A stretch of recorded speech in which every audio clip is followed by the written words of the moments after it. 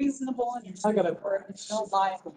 Let's take some of the fun out of it. Life's too short to do that, right? That's what sounds like. Yes, exactly. Just put it out there and then move on.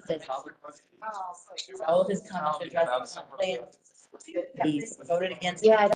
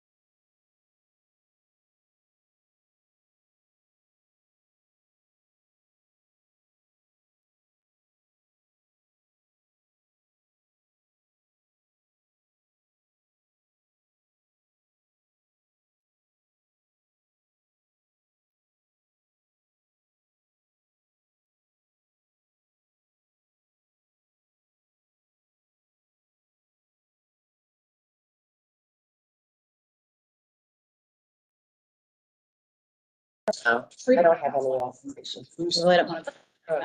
You have no aspirations? No. Good morning, everybody. If we could wrap up our conversations and ready to get started, welcome. I'm going to call the meeting to order and ask everybody to rise for the Pledge of Allegiance. I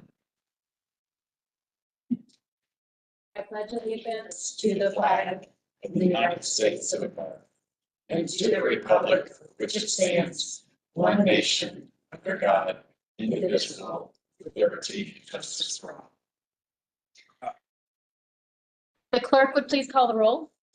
Ms. Bonte, Ms. Bagley, Here.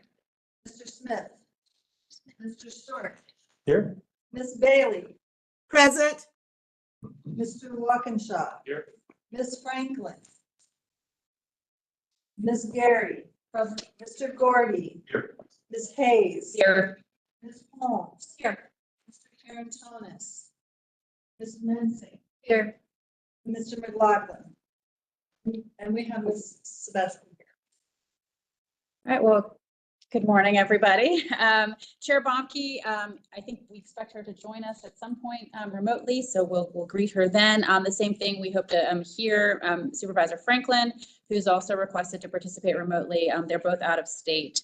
There being a quorum physically present established by the clerk, do I have a motion and a second to allow these members to participate electronically? Second. All right, all those in, Mr. Gordy. And then the second, did you get the second? Was Janet. Or Ms. Gary. Okay, so we have a motion and a second. All those in favor of the motion? Aye. Any opposed? All right, the motion passes unanimously. We'll have those members join us electronically. I see Mr. McLaughlin has now joined us as well. Yes. So Rich, if you'd like to provide. Excuse me. Oh, Ms. Bailey? Yeah, was I included in that vote? Because I'm remote. Or should I have been? The vote was for the remote, so you were not able to vote for yourself to be remote. Okay, I just want to make sure my name was included. That's all. Was it?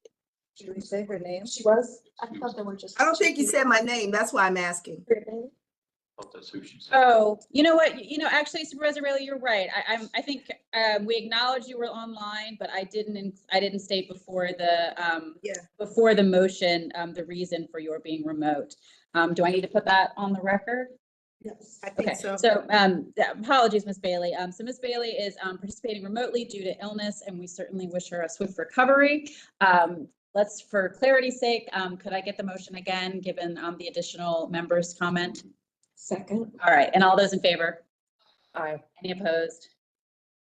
All right, so the motion passes and Ms. Bailey will participate electronically. Thank you. Thank you, Madam Chair. Rich, safety moment. Thank you, Madam Vice Chair. Quickly, safety moment. We'll make a couple of quick assignments. Chris Henry, if you'll be primary 911. Of course, the address is up on the slide. If Alex Buchanan, can I get you a secondary? And then get a volunteer. He's got some good running shoes back there. Okay, Mark has good running shoes. If we do need first responders up here in the room, if you could go make contact with the security guards downstairs, and if they're not there, just feel free to to meet the first responders and bring them on up here. We do have of course AED first aid kits. Go out the double wood doors to the elevator bank. That's where you're going to find the AED first aid kit. I did check them on myself today. They're all updated, recently updated, so good to go there. In the event that we do need to evacuate the space, we'll use the double wooden doors as our primary evacuation route. Won't take the elevator, we'll take the stairs. We'll pop out front into the circle area. Just ask everybody to muster up out there, and then we'll take attendance out there to make sure everybody made it out there safely. At the exits, we do have fire alarms. Again, walk through the space. Everything looks intact and in order there. And then just wanted to make a point in addition to these topics here. Just even as we're in this room and you have your tablets out and and your smartphones out and stuff like that, just want to warn about clicking on attachments or sites or anything like that from a cybersecurity standpoint. Just make sure you're confident, you know the site, if you will, to minimize the cybersecurity attacks. And then finally, if we do have a on-site shooter incident or something like that, just remember: run, hide, fight. Hiding is our preference. Well, most of our preference, but that'll be our protocol. That's my safety moment, Mr. All right, thank you, Rich. Next, I'd like to call everybody's attention to the agenda. I trust everybody's had a chance to review it. Do I have a motion to approve the agenda? Second. All right, we've got a motion and a second. Any discussion? All those in favor? Any opposed? All right, so the agenda is approved. Moving on to approval of the minutes from the July 19th, 2024 Operations Board meeting. Having reviewed the minutes, does anybody have any corrections or amendments to discuss? No, hearing none. Is there a motion to approve the minutes of the July 2024 meeting? Moved. All right, motion and second. Any comments or discussion? Could all those in favor? Aye. Yes, ma'am. A message from Ms. Bonke. She said, can you please ask Leslie Lamb for the attendee ID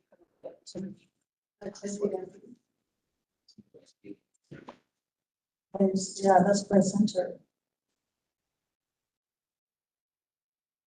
She was saying she has the password, but not the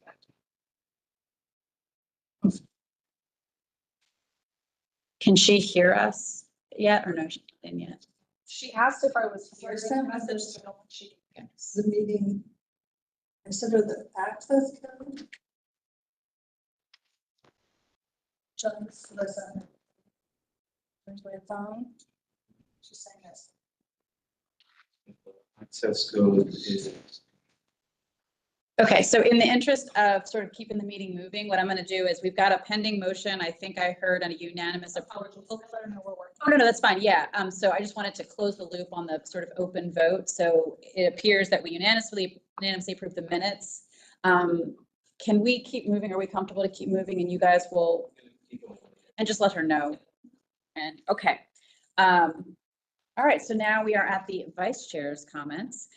Welcome, everybody, to the September Operations Board meeting. We will do our best to get Chair Baumke joining us soon. I want to welcome Pam Sebeski, who is sitting in today for Ralph Smith, but who I understand has previously served on this board and serves on PRTC. So I'm actually really excited to have her here today and contributing to the meeting. Just a reminder, we have a legislative committee meeting in this room at the conclusion of our board meeting today. So please, those members stay behind, but also anybody is welcome to participate, and we encourage that. Also, make note on your calendars that our group photo will be taken at the start of our October meeting. So color coordinate, plan your ties, whatever that means to each of you. Also, next month's meeting, we'll have a finance committee meeting afterwards. So if you are currently on finance or interested in finance, please reach out. Who's the staff person on finance? That would Mark Schofield was the staff liaison. Okay. So if you're interested in joining, Takis, I believe, is the chair. Oh, you're the chair on that one. Takis is chair on Ledge.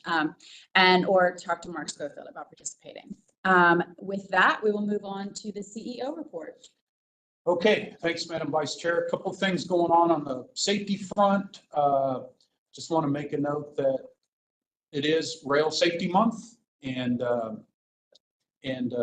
just the picture to the right just shows in partnership with our friends at VPRA event at the Alexandria station earlier this week. And then in addition to Rail Safety Month, just wanted to draw the attention to this is Suicide Prevention Month as well. And I know I've been asked this question a couple of times. Just want to clarify, we do have the 988 recognition signs at all of our stations. That was an initiative we did a couple of years ago. So this gives you an example of how those are displayed out at our stations. And then specifically next week, the 23rd through the 29th is Rail Safety Week. And so we'll be pushing out a lot of rail safety related information as the week goes on. And this is nationwide. So this is a nationwide effort to emphasize safety, honor about the rail. Just want to remind you of a terrible statistic that we all deal with nationwide is that there's an incident at a rail grade crossing or even in the right of way with a trespasser getting struck or vehicles getting struck nationwide once every 90 minutes.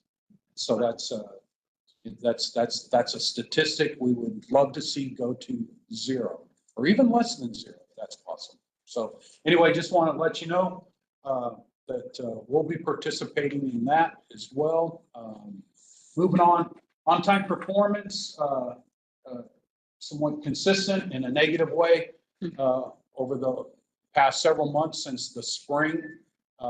We did, I'll show this one here and point out just specifically, I mean, this is the month of July, and I'll just have to say, we haven't seen system-wide reliability numbers like that since, since we implemented positive train control. We were able to climb out of that to a large degree, but not still well below our target of 90%.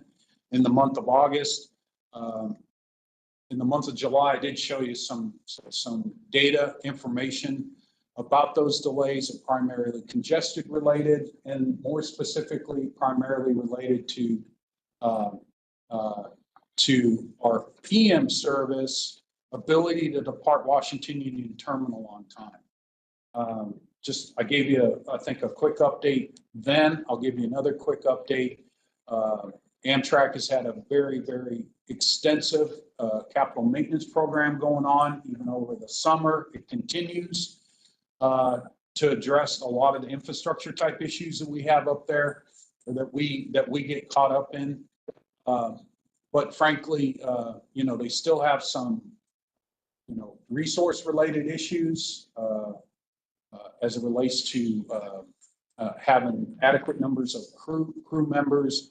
And frankly, they're still running a lot of trains in and out of there. And I just also want to emphasize that for the most part, whether it's directly or indirectly, we are affected by what happens on the Northeast Corridor. So if the Northeast Corridor is having major delays. It all trickles down into Washington Union Terminal. All of that to say, a lot of folks continue to work to address this at all different levels, including ourselves, VPRA, and of course, Amtrak's, senior executive leadership team.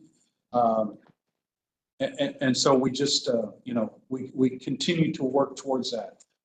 A lot of positive improvements at Washington Union Terminal from an infrastructure standpoint. I'm encouraged by that. But it's still it's going to take a little bit of time, I think, for all of us collectively climb out of this a little bit. So, yes. If I may just do an audio check, I think Ms. Bonke has finally joined us. Ms. Bonke, audio check? So maybe her mic is on. Ms. Baumke, can, She is muted. okay, can you unmute yourself and say hello so we can be sure we have you here? She's still muted, okay. Maybe ping her and let her know we're gonna try again. She had another moment. And I just want to make sure we can hear her by the time we get to the voting portion of the docket. Let me see if I can unmute.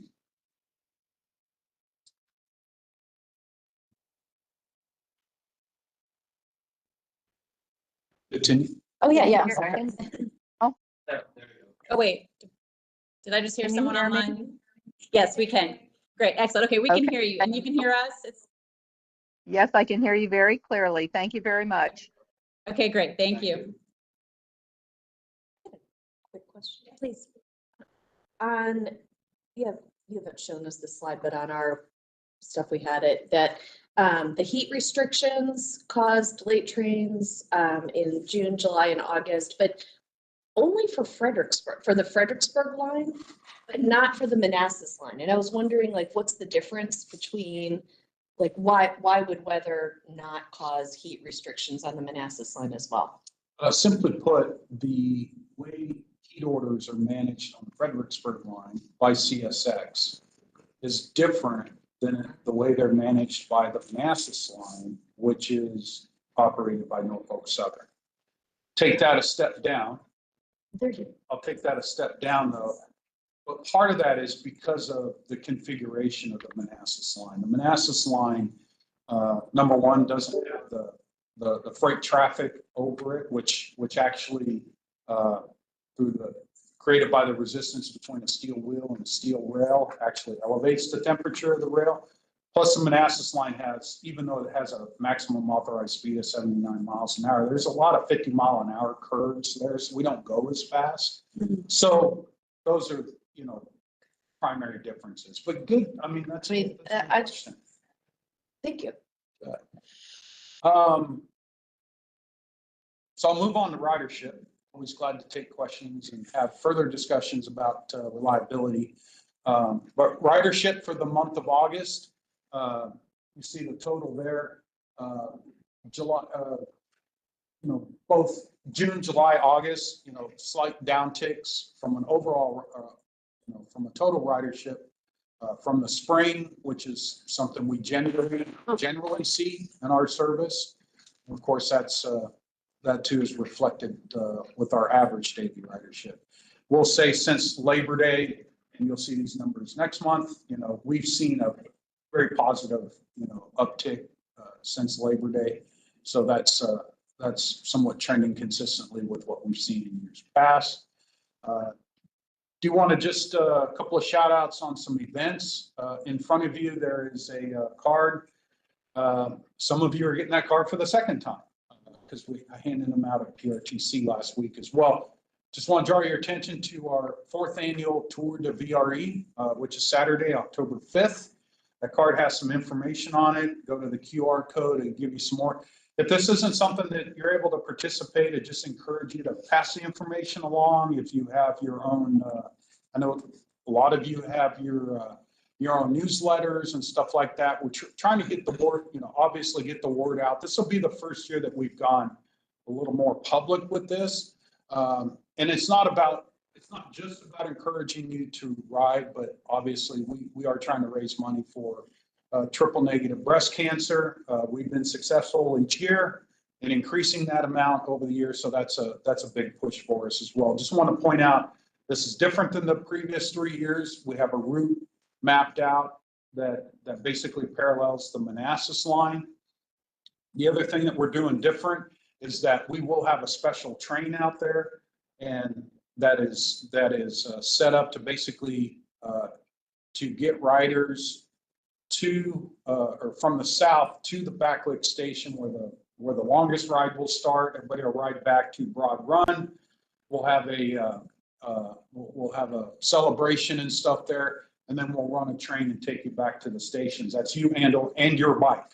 So that's a slightly different twist this year's. Also, Clifton Day, Sunday, October 13th, which is always a great time if you haven't been to that event or haven't been to the beautiful little town of Clifton. Recommend you go. There's the information's on our website. Just to familiarize yourself with it. We stop at several of the. We just run a shuttle almost all day. Stop at pick people up at various stations on the VRE line. It's free to get you out there. It costs you $5 to get back home. So it's a pretty decent business model, I guess. And then finally, just wanted to introduce a new staff member. Julianne Barr has joined us. She's in the back there.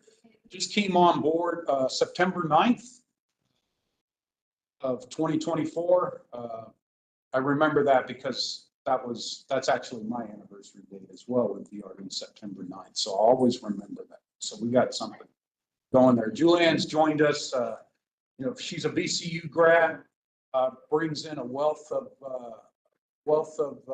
knowledge and stuff as it relates to communications. And I think in her studies, she even slipped a little psychology in there, which is perfect for us. I think that's actually just going to balance out our group, just give us all the needed help we need internally. So I just wanted to have you join me in welcoming Julie into the team. We're glad to have her. So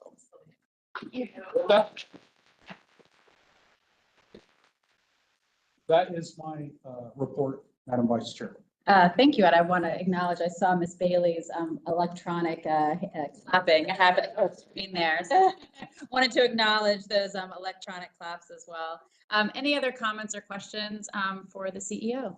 Stan. I know that how we collect passenger data. I'm not clear how we collect the numbers of bikes that are in the trains. What's the process for doing that? Our conductors on board the trains every morning, they count them and they tally them up. So we get a report every day. And then of course that rolls up into that monthly number that you see in the CEO report. I'm pleased to see that. I think that's a great business model for us too, is to encourage more of that. So, yeah, and just, sure. I'm sorry. Well, I had a question about that too. I'm glad you brought it up because I get excited about seeing that number every month. But we had it looked like almost 300 fewer bikes in August of this year than last year. And I was wondering, how are they counting? Is that a counting thing, or do we know why? Yeah, I was curious. We have been counting bikes the same way since we actually, we've always counted bikes the same way. This goes back a little bit of history. Is back about 3 years ago or so, the operations board, adopted a new policy whereby we could put bicycles in all of our trains, not just non-peak trains, right? So that started this really uptick in bicycles on board our train. Not sure. I mean, in terms of, I think actually, if you look at our year-over-year difference between August of 24, August of 23, which we may not have that in there. I'm just going from memory. Is that our total ridership was actually slightly down this year, but I could specifically there's not a reason that would impede people from bringing their bicycles on board our trains, but I wouldn't know enough to at this point to suggest why that number is different, but the number's still high. Yeah, it is. This board knows that before we change the policy or whatever, even in the summer, we barely see 40, 50 bicycles on our trains. So that's always been a good number. In terms of counting bikes on trains, I'm also curious, what's our plan since we've started the Kids Ride Free? How we're I know we can count physical bodies that are coming onto and off with the automatic counting, but are we going to have any way to break down between tickets sold, bodies that are getting on, to draw some data about how many families or 18 and unders are using the service? It's in terms of a real time. We don't really have a way to do that real time. Yeah. We can do some of that work on the back end, tickets, tickets sold versus total ridership, that type of stuff. And then of course, I think for a lot of that, at least initially, we're going to rely on survey information, frankly, so. Yeah, no, I mean, I appreciate the math is one way to do it, subtracting tickets from riders. But it will be interesting if they're through the survey. Is that something we'll add as a question? Like, when you ride this year, have you brought someone under 18 with you? It could be. Our last customer service survey was in May. This policy went into effect In July. We're getting ready to do our master agreement survey, but that's for a specific purpose. So I would see, we'll look at this and see if there's something that we can add in spring. Yeah. And okay. So any other comments or questions for the CEO? All right, we will move on then to public comment. VRE accepts public comments both in person and electronically via the VRE website. Members of the public wishing to make public comments have 3 minutes and should state their full name and the jurisdiction they live in. Written comments submitted before 8 a.m. this morning will be forwarded to the members of the board and attached to the official minutes. Do we have any members of the public here who would like to address the board? Okay, I don't hear or see any. Madam Clerk, do we have any electronically submitted comments? We had 3 electronically submitted comments, which have all been forwarded to board members. Do any of the board members have any questions or comments about those comments? Yes. On the public comments, the ones that I read that came in, they were about Wi-Fi on the line. And I know the challenge there is there a way that we can put out something, educating the riders that it really is going to be difficult for us to address the Wi-Fi on the trains, so they understand? I mean, the answer is yes, and we do. It's in our FAQs, and every randomly somewhat, but we do push out. When we start getting a bulk of questions, that usually means that it's probably coming from relatively new riders and stuff like that. So we try to push that. Okay. So yeah, we'll look at this. And I can share anything that you guys put out too. I'll watch for anything. Exactly. So. Yeah, no, I appreciate that. I think, and so that the person commenting can obviously hear that their comments are read, and internalized, and to the extent each of us in our own board reporting back can socialize that this is a challenge that VRE has faced for a while. And I try to use the Wi-Fi on Amtrak, and even that is very intermittent. It breaks down at every station. So I can appreciate the technology challenge it poses. Any other comments or questions about the public comments? I'll just add, these specific comments we will respond to as well. Okay. So Thank you. rest assured that these will get responded to as well. There were also 2 about the trains being dirty and that. I mean, but Yeah, we saw. Yeah, I saw that comment as well, and we pushed that out. Make sure that our responsible partners and stuff address that. All right, so we'll move on to number 9 on our agenda, the action items. We're going to start with action item A. Rich, would you like to introduce the item? Sure. Thank you, Vice Chair. So we're seeking approval and authorization to execute a project coordination and funding agreement for the King Street and Commonwealth Avenue Bridge Replacement project. And this is an agreement as stated in the recommendation and in the summary. This is an agreement between VRE and VPRA. And just in brief, over the past couple of board meetings, we've came to you with some task orders that actually put our engineering team working closely with the VPRA team. What we're doing is unifying two projects. One is Alexandria Station project and VPRA's King Commonwealth Bridge Replacement Project, and we're unifying those projects to do a common solicitation. And just to remind folks is that this is our recommendation. The teams have been working on this for several months, and just because of the nature of the projects and more specifically the proximity of the projects, King and Commonwealth bridges are right adjacent to the Alexandria Station. There's very constrained, elements to that from a physical footprint standpoint. All of that to say, and I'm trying to just recap some of what we've said in the past, but this is our professional opinion that combining these again for the purpose of soliciting a common construction contractor.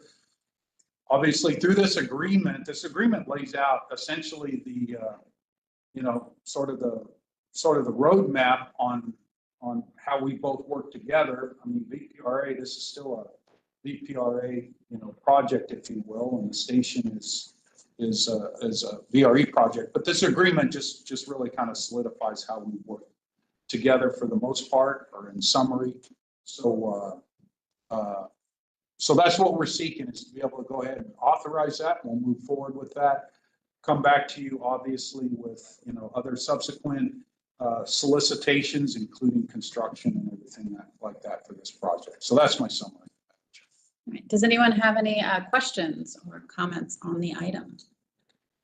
I'll just note that this is happening in my backyard, and I'm very, I think it's an exciting development to have these projects brought together for the construction and coordination, but as the people living under and near and around it will really benefit from one communication stream, one set of closures. There's going to be significant impacts, during the project. And so bringing them together from a communications and impacts perspective is really advantageous to Alexandrians and those of you visiting Alexandria. So I'm supportive of this moving forward. Do I have a motion on the item?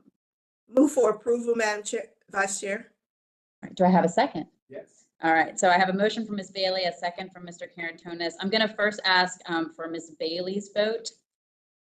Aye. And Ms. Bomke.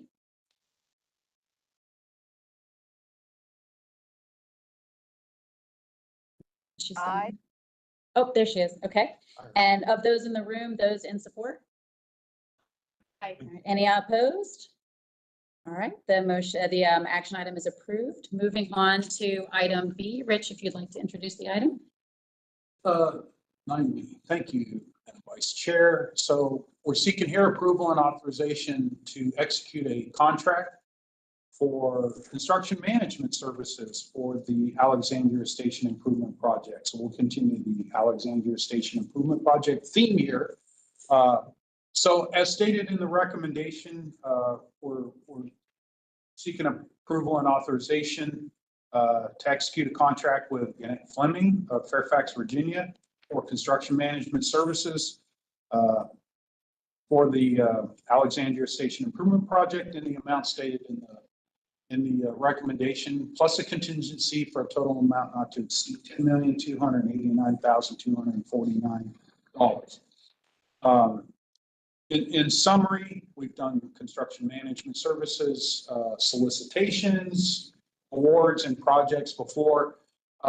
Just again, wanted to point out that we are at that stage of the project where it's important to bring the construction management services team, and I want to emphasize this is a team, at this point, slightly ahead of soliciting for construction.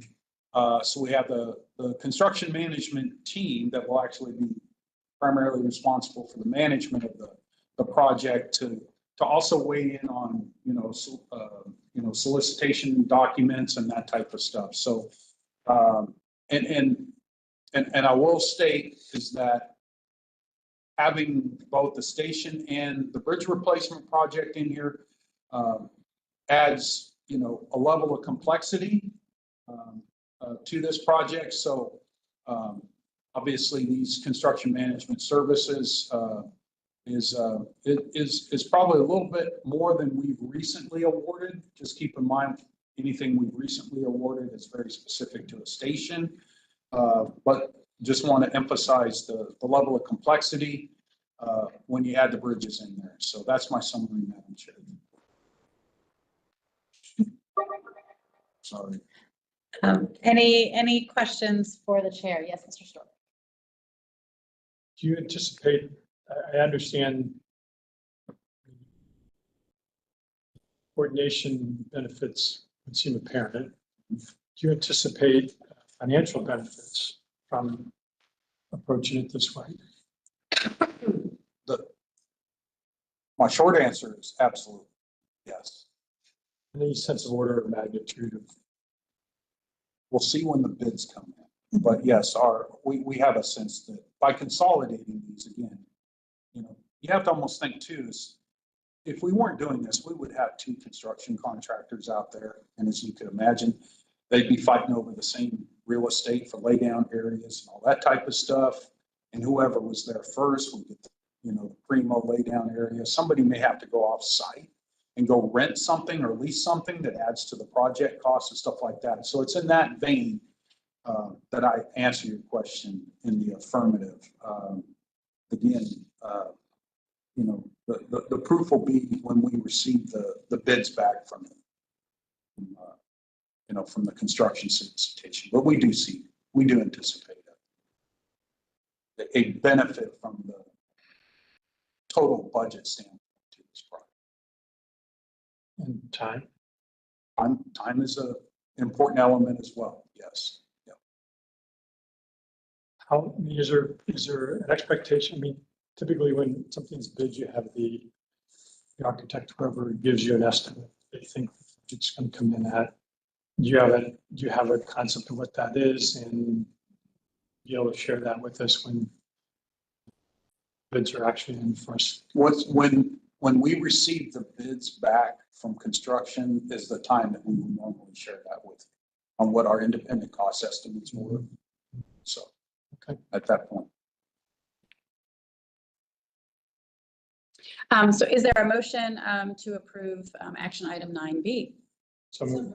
All right, and a second. All right. Miss Bailey online, do you vote? How do you vote? Aye. And Miss Bomke? Aye. And all those in the room in favor? Aye. Any opposed?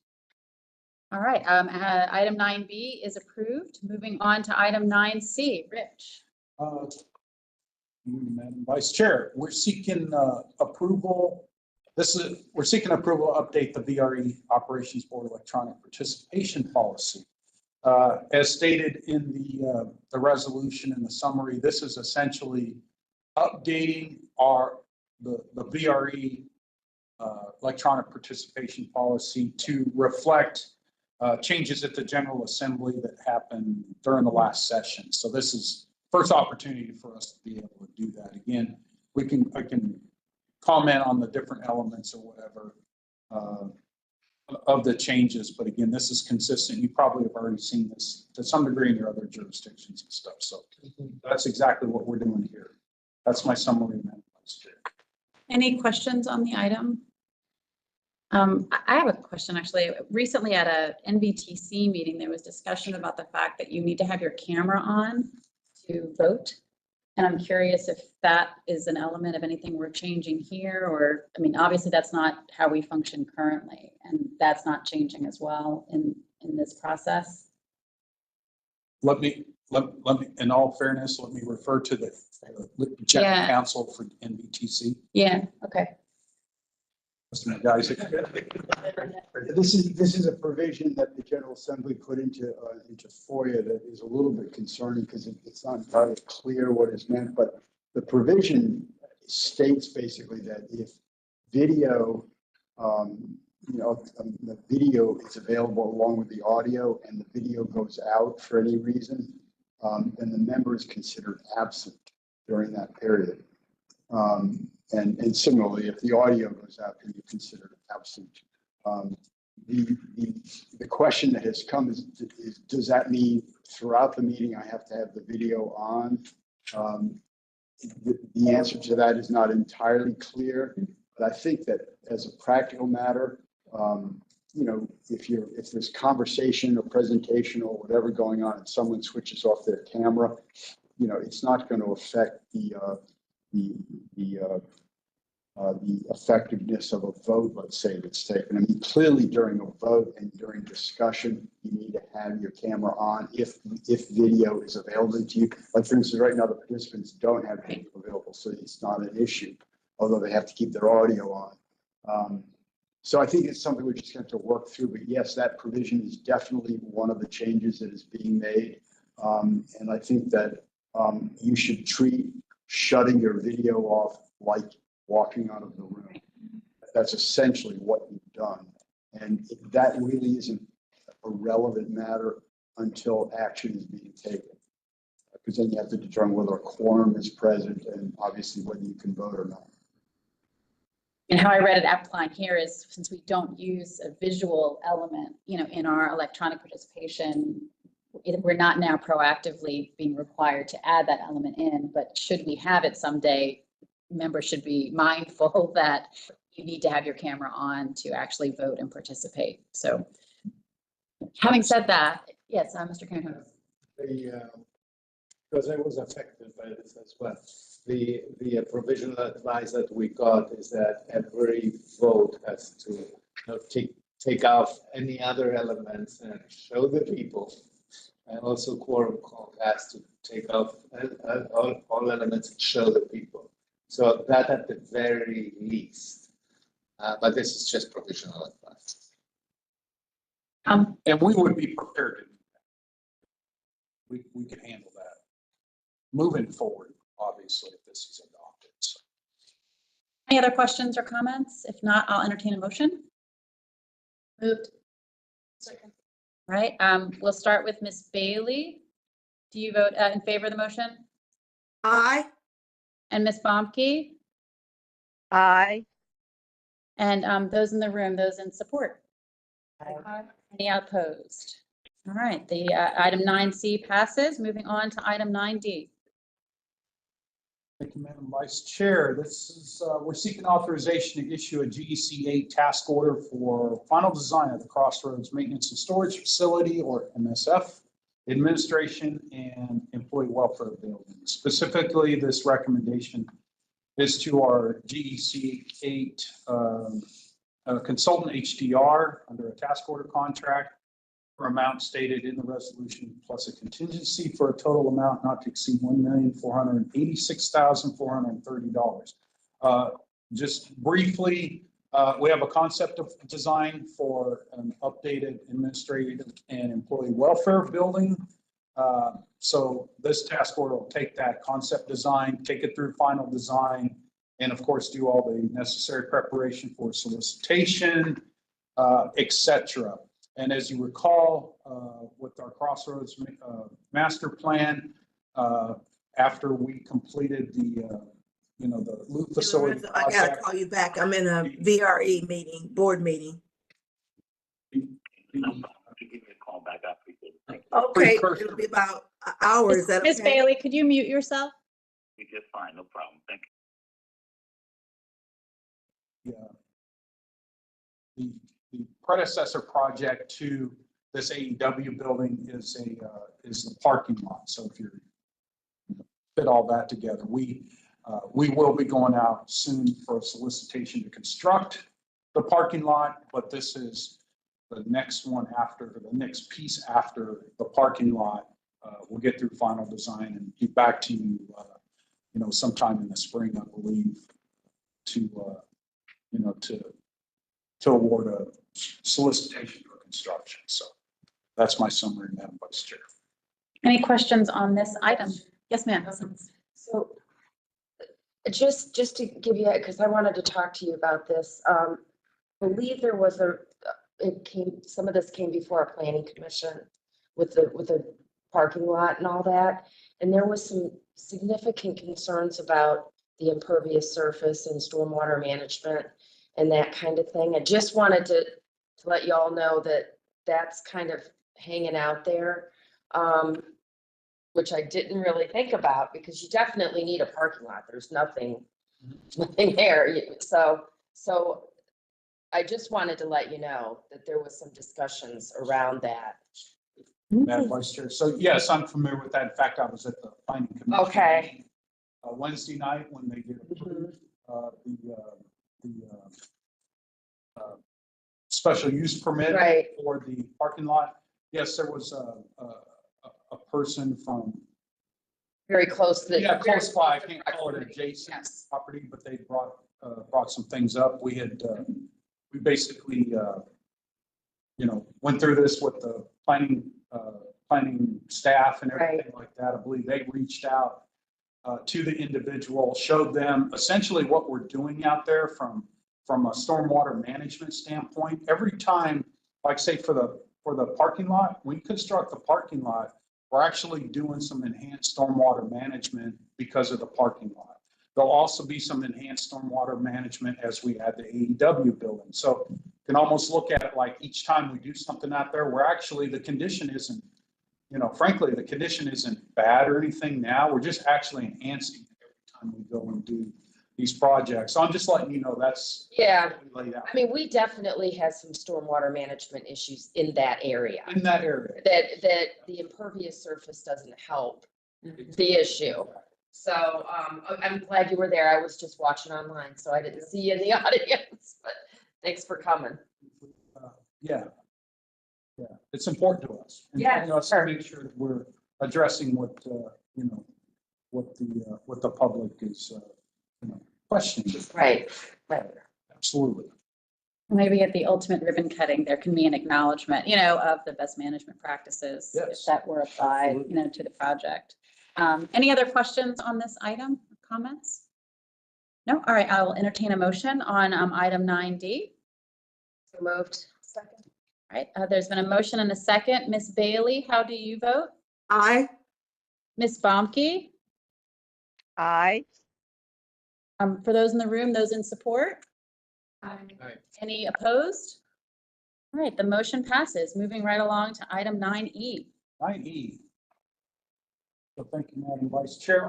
We're seeking authorization to execute a contract amendment for construction management services.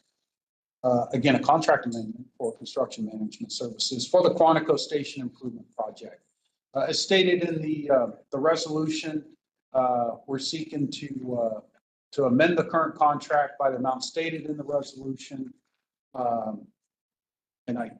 By the amount stated in the resolution, no contingency. I'll get back to that in a second, for a total contract authorization of $3,441,465. So first of all, I'll state that we are nearing the end of this project. We should be seeing substantial completion. We're, days, weeks, hopefully by the end of the month, might slip a little bit into the beginning of October. Substantial completion, plus still, with some follow-up work to do. This is obviously an existing contract. We have had, some delays to this project, and this is our construction management services. So, of course, as the project gets a little bit delayed, we still need them on board. I do want to point out too that part of that increase of $354,632, there's an element of that, and it has to do with some survey work. That basically that survey work has been in the project budget, the overall project budget. And we knew we were going to need to do this type of survey work at the end. And so we just never assigned that to any of the contractors or consultants. So part of this is to assign that survey work to them to go get that done. And then subsequently, from a project delay standpoint, we did anticipate having this project completed about the second quarter of this calendar year. It's more likely now pushing into the fourth quarter. Another element too of their costs is that they, as a construction management services, are required to purchase railroad protective liability insurance, and it's very expensive. So by having them extend out, they have to go purchase, an extension on that as well. So just wanted to point some of those things out. The project, like I said, is nearing completion. Reason why we don't have contingency on this is because we frankly, this is actually a, kind of a not to exceed limit that we're asking for. We're very confident that this will wrap the project up. We will come back to you likely, with a couple other contracts that are similar as we are wrapping things up, just to conclude the contract. So you should not see any more on this contract. That's my summary now. All right. Any comments or questions? Ms. Bailey, any comments or questions? I know this isn't her backyard. All right. Hearing none, I'll entertain a motion on item 9E. So move, Madam Vice. All right, we'll take Ms. Bailey's motion. Any second? Oh, second. All right, thank you. Ms. Bailey, how do you vote on the motion? A resounding aye. Thank you. And Ms. Bomke? Aye. And of our members in the room, who votes in support of the motion? Aye. And any opposed? All right, 9E passes. Moving on to 9F. 9F. Thank you, Madam Vice Chair. Seeking authorization to provide a letter of support for Spotsylvania County's USDOT FY 2023-2024 Railroad Crossing Elimination Grant Program application. In summary, the title says it all, but I do want to just give a couple of finer points here. This is, in fact, in this very room, we've had a discussion a couple of times about this, at least one of these crossings. This particular application is it's for a planning grant to basically look at potential safety improvements around both Mine Road and Benchmark, which is one crossing, and then Lansdowne Road is a second crossing. We've had discussions in this room specifically about Mine Road and Benchmark. Unfortunately, because over the last, say, 12 or 16 months, we VRE have actually had some incidents there with our trains connecting with vehicles, and unfortunately Amtrak as well. I will say, and you can look at it on FRA's grade crossing data port, that in the Commonwealth of Virginia, across the entire state, rail grade crossings have actually dramatically been going down over the last decade or so. This particularly Mine Road and Benchmark Road, it's actually spiked up. It's very noticeable in their database. Spotsylvania County is and their staff working in conjunction, I believe, with other stakeholders are wanting to again apply and hopefully receive planning grant money to study this, and I can't tell you how much from a staff level VRE supports this, and I'm sure Supervisor Hayes, who's been involved in this, may have some comments about it, but that's my summary, Madam Chair. Vice Chair. Ms. Hayes, I'd love to. Yeah, well, first of all, we just very much appreciate this coming forward. As we have had this conversation in this room, we've had a few fatalities, tragic circumstances that they are. It is the oddest thing, the way that intersection goes is sort of a T type of deal. And so I think honestly, it's just nobody wants to wait in any direction. So we have just people trying to outrun trains and go in between the gates. So we're looking at the sort of a all gate crossing type thing, quad gate, yeah. So I would just, I appreciate the support on this and it's all about the safety in that area. So thank you. Yes, Mr. Carrington. Of questions. I'm extremely enthusiastically supporting that, and sometimes I don't understand why we even have to vote on this. So, what kind of solutions are you envisioning for these, and more or less, what's the time frame? Well, as far as the time frame goes, it's hard because it's not just the crossing that needs to be addressed, it's the whole road there that needs to be addressed, and it needs to be widened, and it needs to, there needs to be a whole reimagining of it. But we wanted to start with the crossing because it really has gotten, I think in the past year, there's been, I think 3. Correct me if I'm wrong. And I'll say 2 of them specifically were running around Yeah. down gates that resulted in, I know one of those resulted in. I ride Amtrak. I know where it is. Yeah. You can see them. Yeah. So this was kind of the first step in a very long process to figure out what we want to do long term on that road. Signaling, my train rider's opinion of that, signaling very early and very rigorously that you cannot cross is extremely important. I don't know what kind of signage or physical barriers have to be there, but it has to be extremely discouraging to drivers to try to outrun a train. Well, if we get the quad gates, they won't be able to. It's going to be completely shut off. There won't be this kind of activity because it's 4 gates that go down or 4 arms that go down. So they won't be able to. The arms, so they need, in my opinion, they need to know early that. Right. Going to be able to cross. Right. Plus a very hefty fine. And then Lansdowne is, just the previous stop or previous crossing from Mine Road. So that one, and frankly, I'll tell you, if you get caught on either one of those and it's freighters, you're there for 15 minutes because they're going at a snail's pace and they're long and there's, this is why they're. And so people are like, it's horrible. And I think we have to educate them too. But at some point you can educate, and it really comes to personal responsibility. Minutes for a life. Yeah.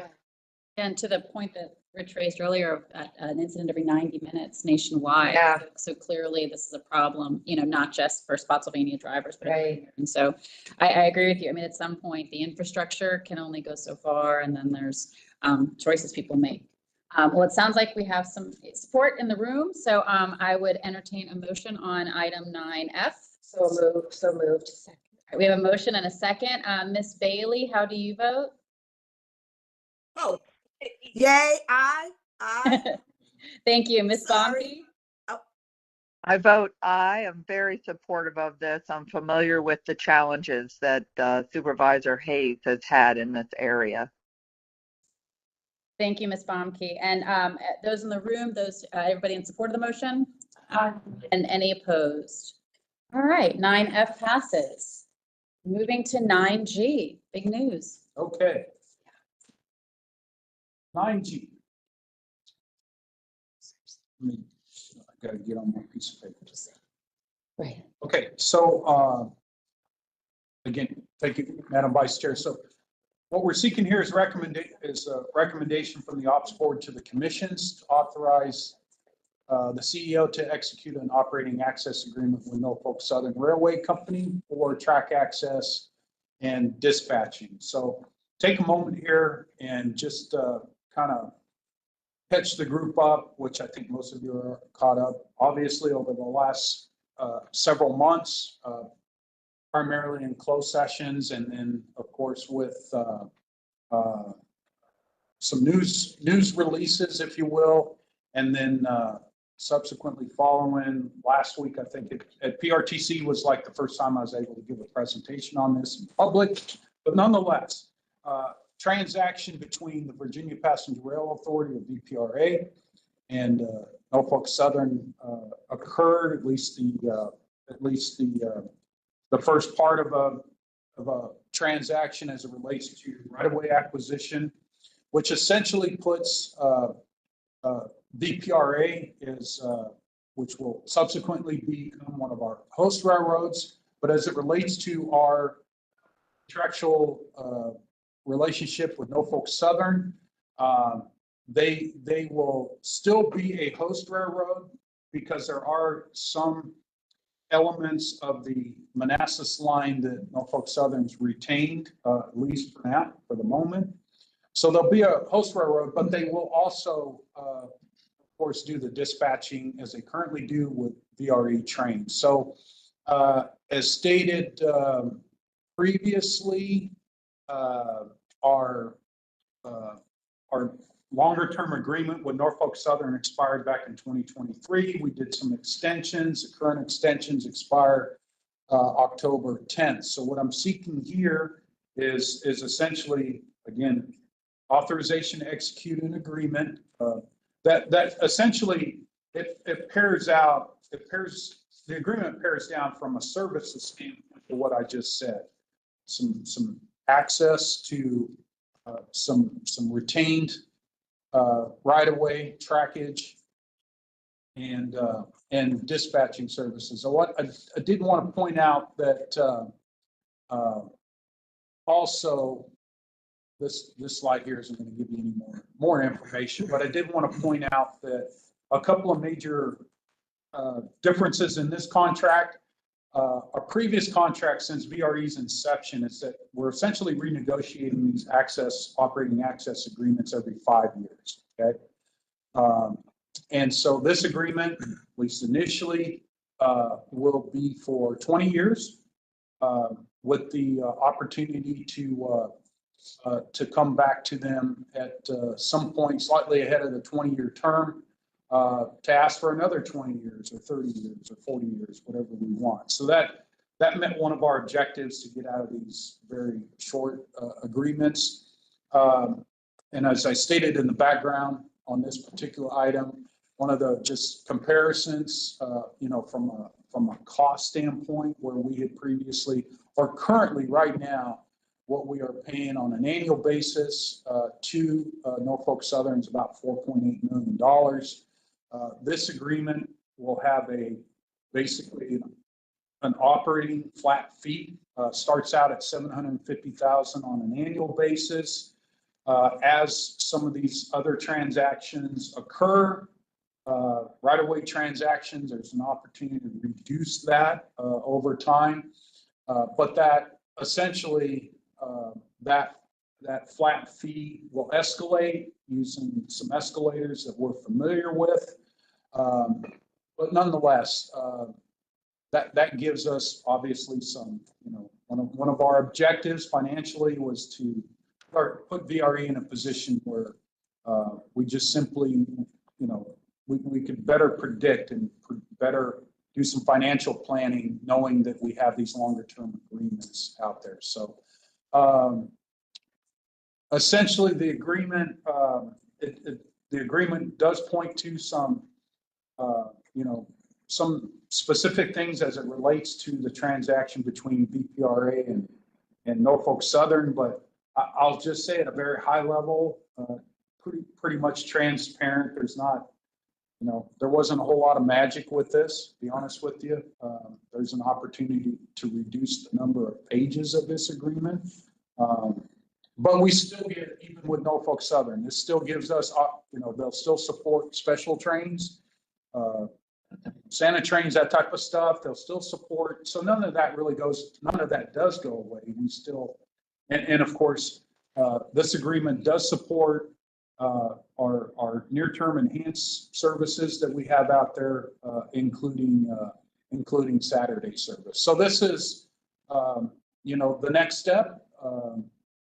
If you recommend this to the commissions, this is this is a pretty pivotal time as it relates to this host railroad in VRE's history, if you will. I don't want to get too overconfident here, but nonetheless, it's a big deal.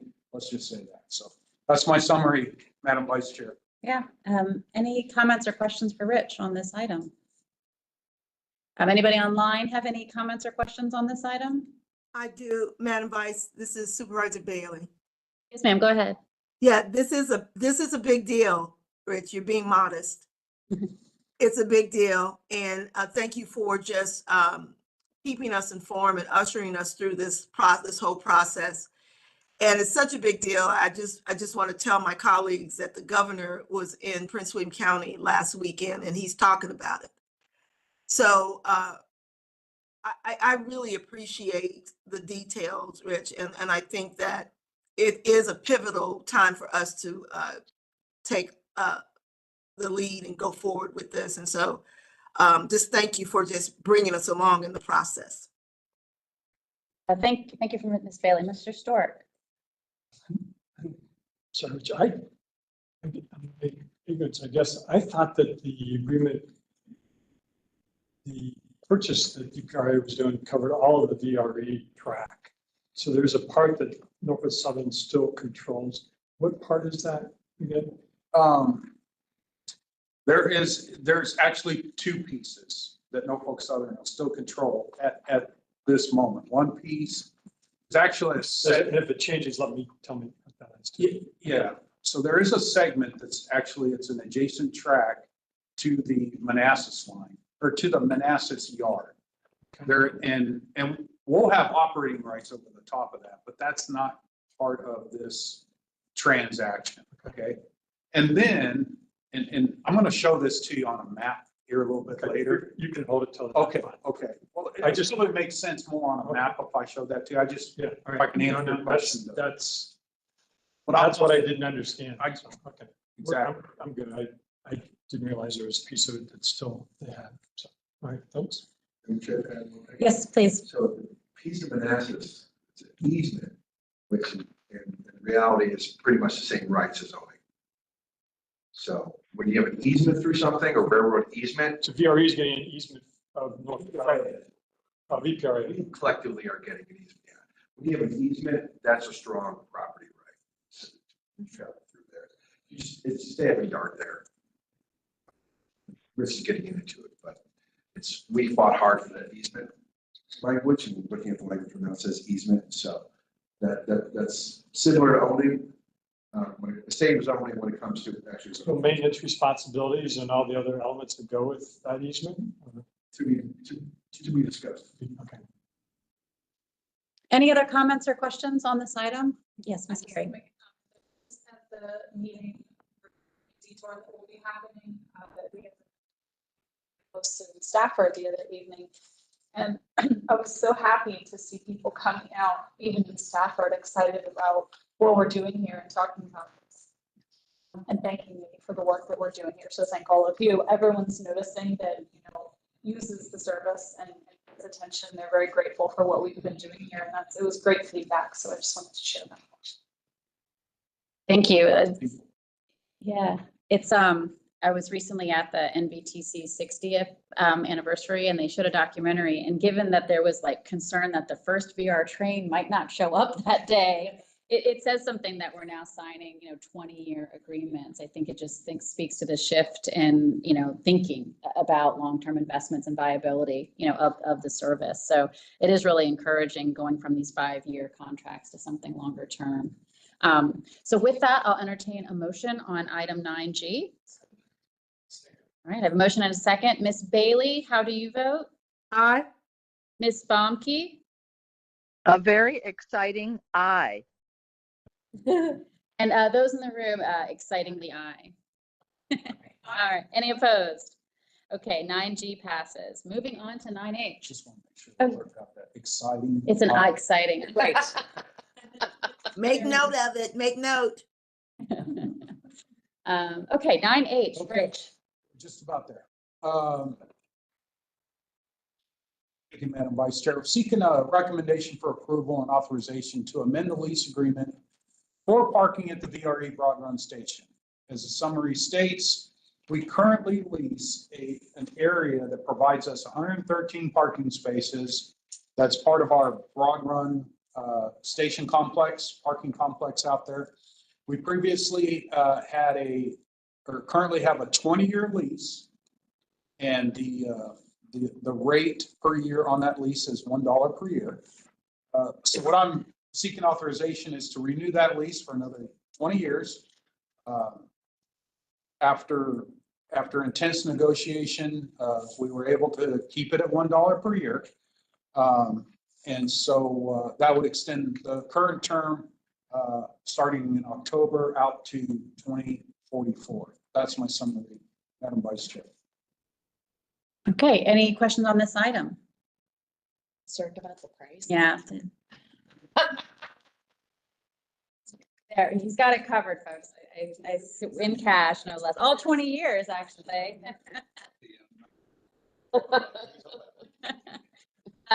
Okay, seeing no comments or questions, I'll entertain a motion on 9H. Move for approval, Madam Vice. All right, we have a motion and a second. Ms. Bailey, how do you vote? Aye. Ms. Bomke? Aye. All those in the room in favor? Aye. Any opposed? All right, we've made it. Item 9I.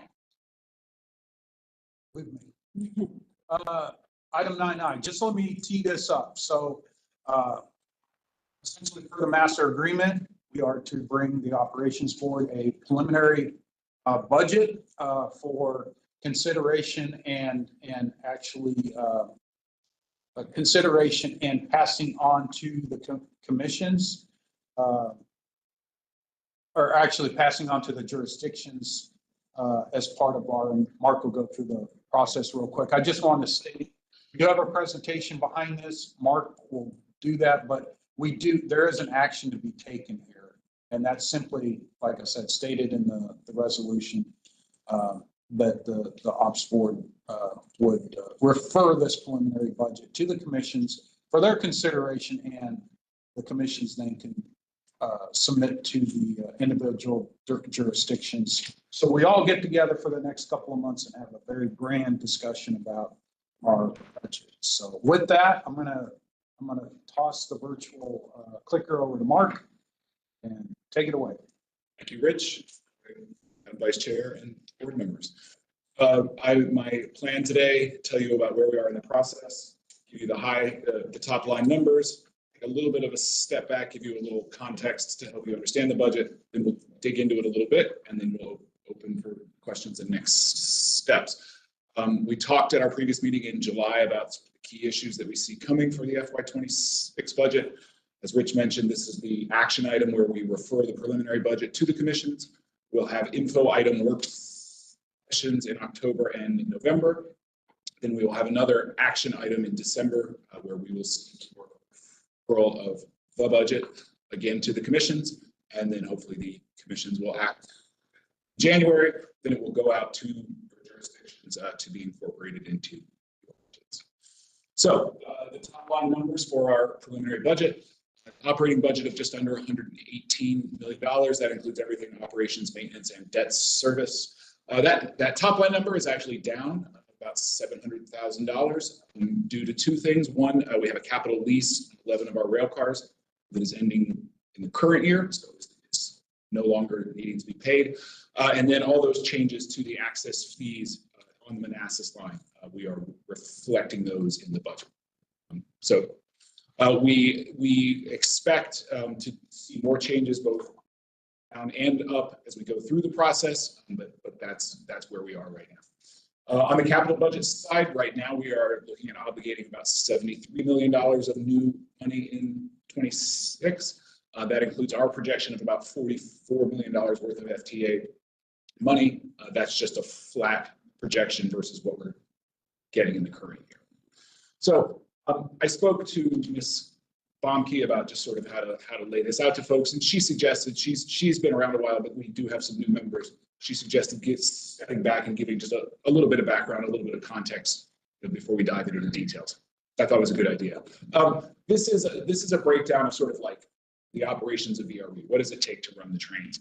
And if you start at the top and sort of think of it as a clock and we go around clockwise, those first two big categories, train operations and maintenance, that's our contracts with Keolis, and then the access fees that we have to pay to the hosts. Those two things take up half of the budget.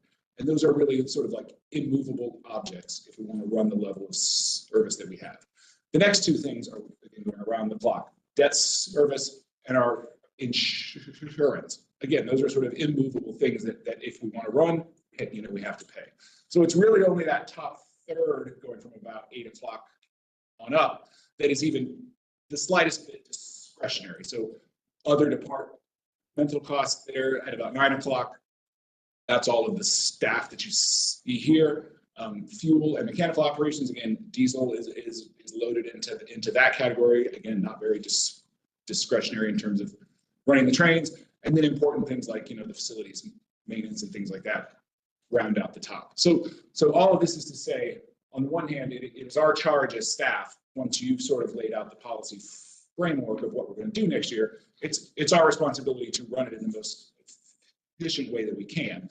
But we also have to recognize that a lot of these things are very sort of big and chunky, and if we're going to do what we want to do, those are what the costs are going to be what they're going to be. And then this is recapping a bit of a discussion that we had at the committee meeting in July that I thought was useful. When you think about VRE's capacity, I think it's helpful to think about it in terms of how many seats we're putting out there that passengers can ride in.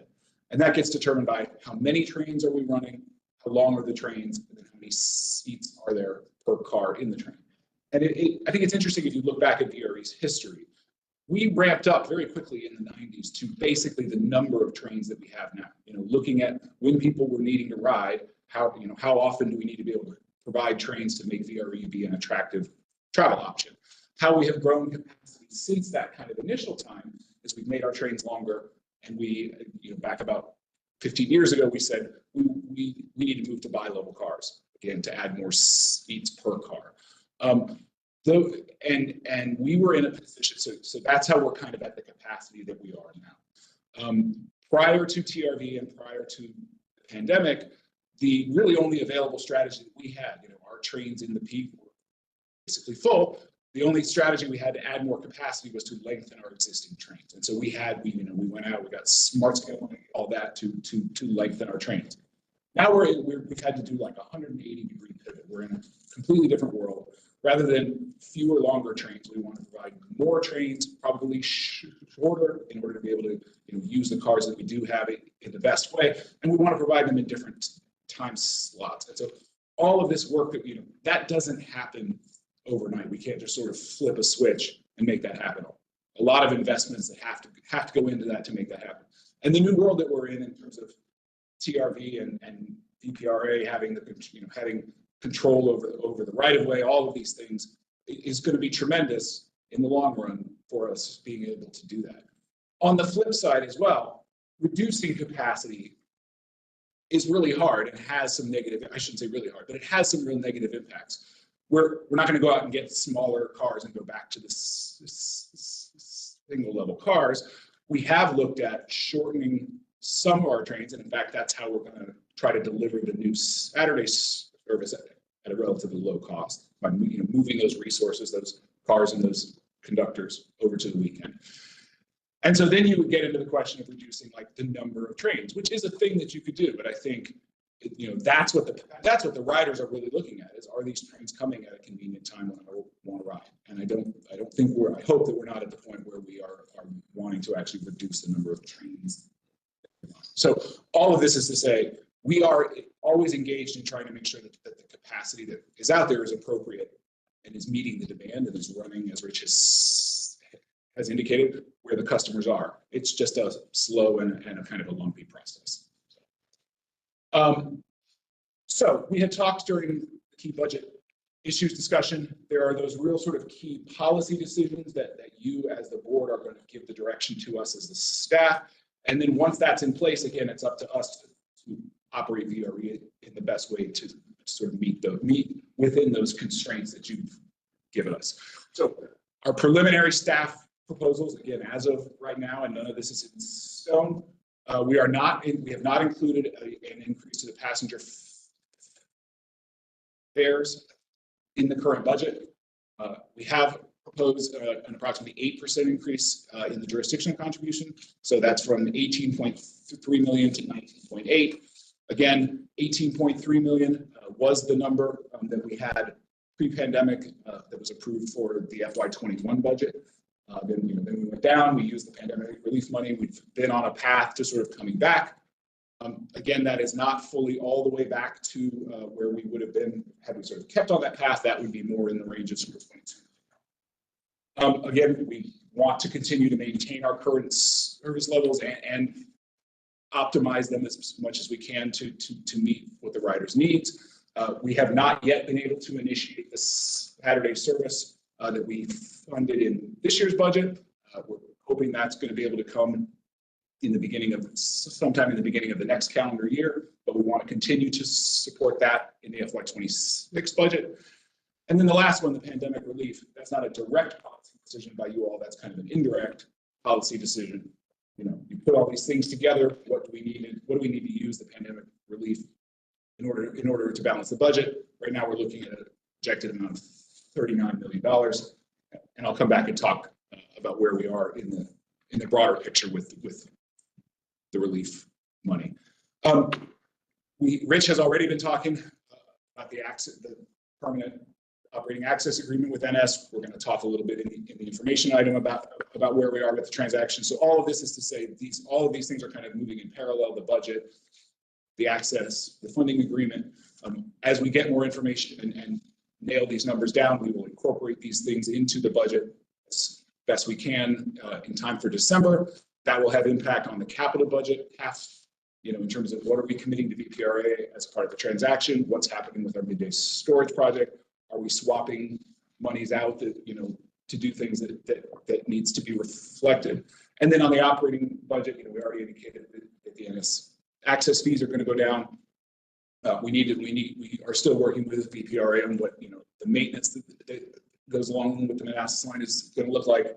And this probably won't hit in FY26, but we're definitely working on what is the operating cost of midday storage going to be once we have it in place in Alexandria rather than in DC.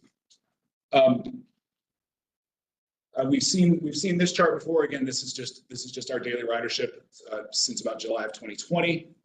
Again, trending up, but not.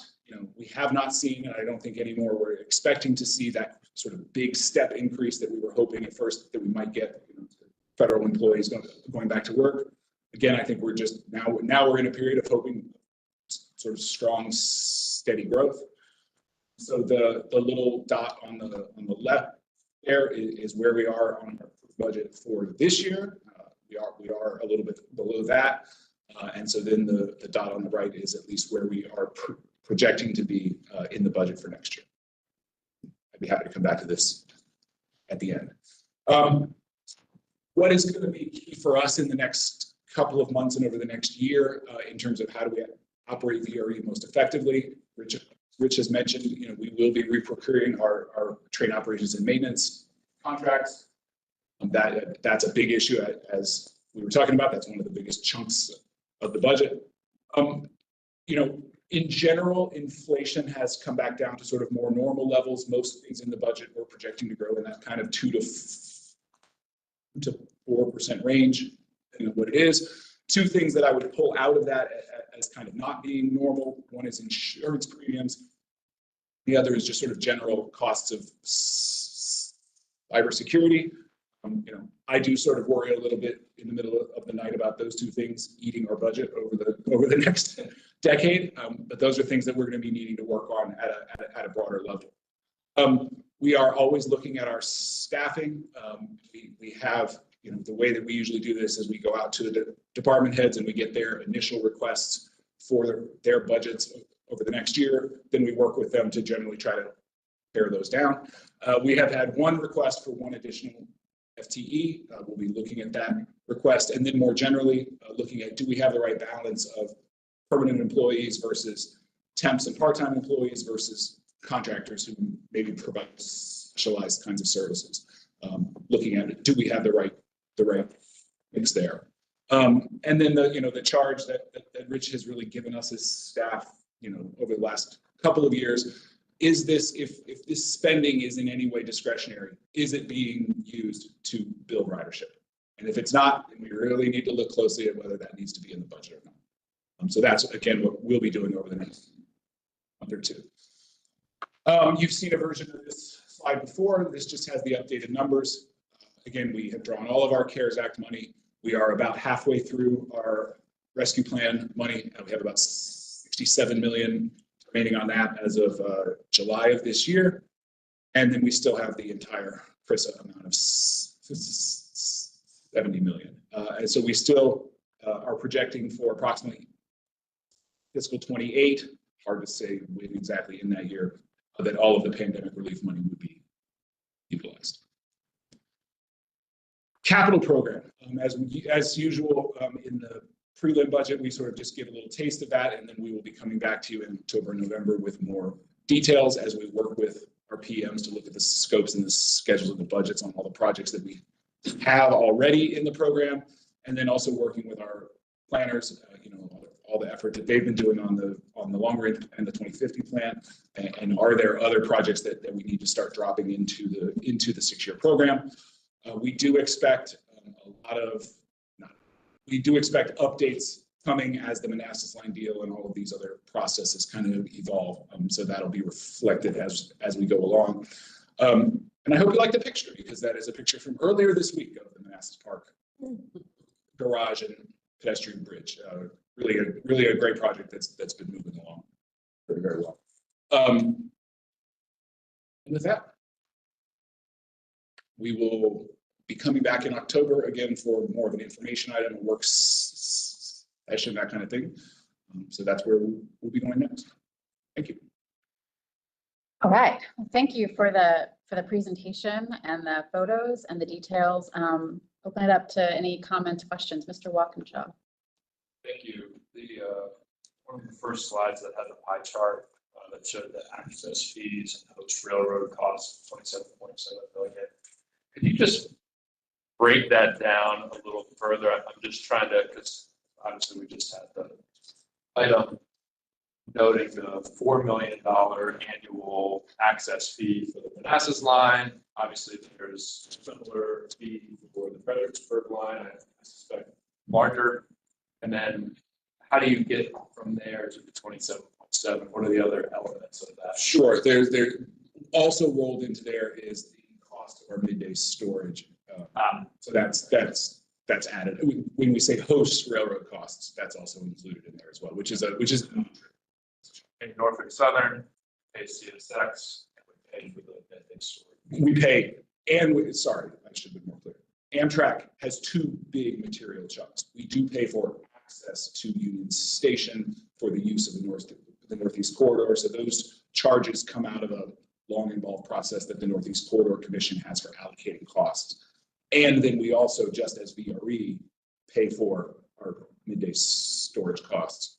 The Ivy City Coach Yard. We also pay certain Amtrak staff who are there and available to move trains, do minor repairs. It sounds like actually those Union Station and Northeast Corridor related costs are higher than what we're paying for the two tracks south and west of altogether. Yes, and we may touch on this in the information item again, but one of the big advantages of having midday storage in Alexandria is that it's not just the capital cost of that project being lower and being quicker. It's that if we were to continue to do midday storage on Amtrak property, it would have to be operated by Amtrak staff.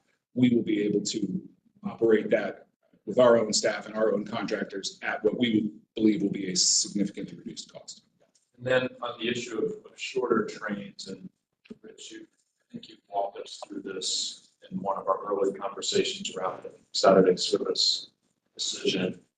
Obviously, in and of itself, just taking one car off a train doesn't save much, but there's a personnel component when you go below a certain number. Can you just talk through that? Yeah, so how do you get the savings from a personnel standpoint? So with an 8-car train we maintain essentially 3 conductors on board the train. By reducing that 8-car train to a 6-car train, I only need 2 conductors on that train. So I've got a conductor and 2 cars that I can go do something else. But going from 6 to 5 or 6 to 4, you still gotta have 2 on there, so you don't get the savings beyond going short. Yes, and I would never recommend to this board that we go to anything to conductors on board the train. Thank you. Any other questions, comments, Mr. Stoll? Just to follow up on that. What's the staffing otherwise? You have 2 conductors and or a typical consort, consist. I'm trying, man. I'm trying. You got it. There is 4 conductors in the body of the train, and then a locomotive engineer that operates the train. So basically 4 is the standard configuration now, 4 people, 4 staff is the standard. On a 6-car train is what I just said. Yeah, so it'd be 2 conductors and a locomotive engineer, so 3 people on a 6-car.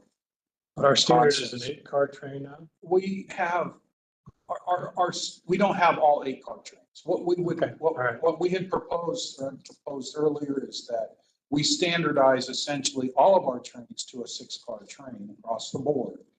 Because we have some 8s, I've got a 7 out there, anyway, we standardize, and there's we do pick up a little bit of an operational efficiency simply by having standard consist lengths and that type of stuff. So.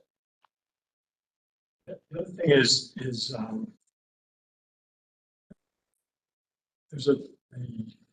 have to go to the slide. Number 7, average daily ridership in hours were a little below projection.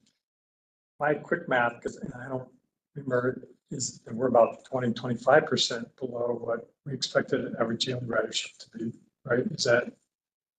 That's huge in my mind. That's not just a little bit, and then the other part of that, and maybe the most important part of that, is how does that stack up with the revenue that we're getting? Is that similar, down 20-25% over what we expected? Yes, the average fare paid per passenger has been about in line with what we had expected, about $10 a trip, maybe a little bit below that. So it is roughly proportional in terms of the revenue, yes. So what is the average daily revenue that we're running now versus what we projected, percentage wise? I mean, I did a rough calc because I didn't have the number in front of me for where we are year to date from the ADR. Could I, rather than try to do the math here, could I get back to you on that? Yeah, sure. I mean, that's a big deal. I mean, that's a significant impact. Yes. Okay. Any other comments or questions? Mr. McLaughlin? Can you go back to that chart, Mr. Walkinshaw also referred to? So the access fees and host railroad costs, that's total cost. That's correct. That does not does not include VPRA paying 84% of the access fees. I also want to know, can you go one slide before, I think it's one slide before this.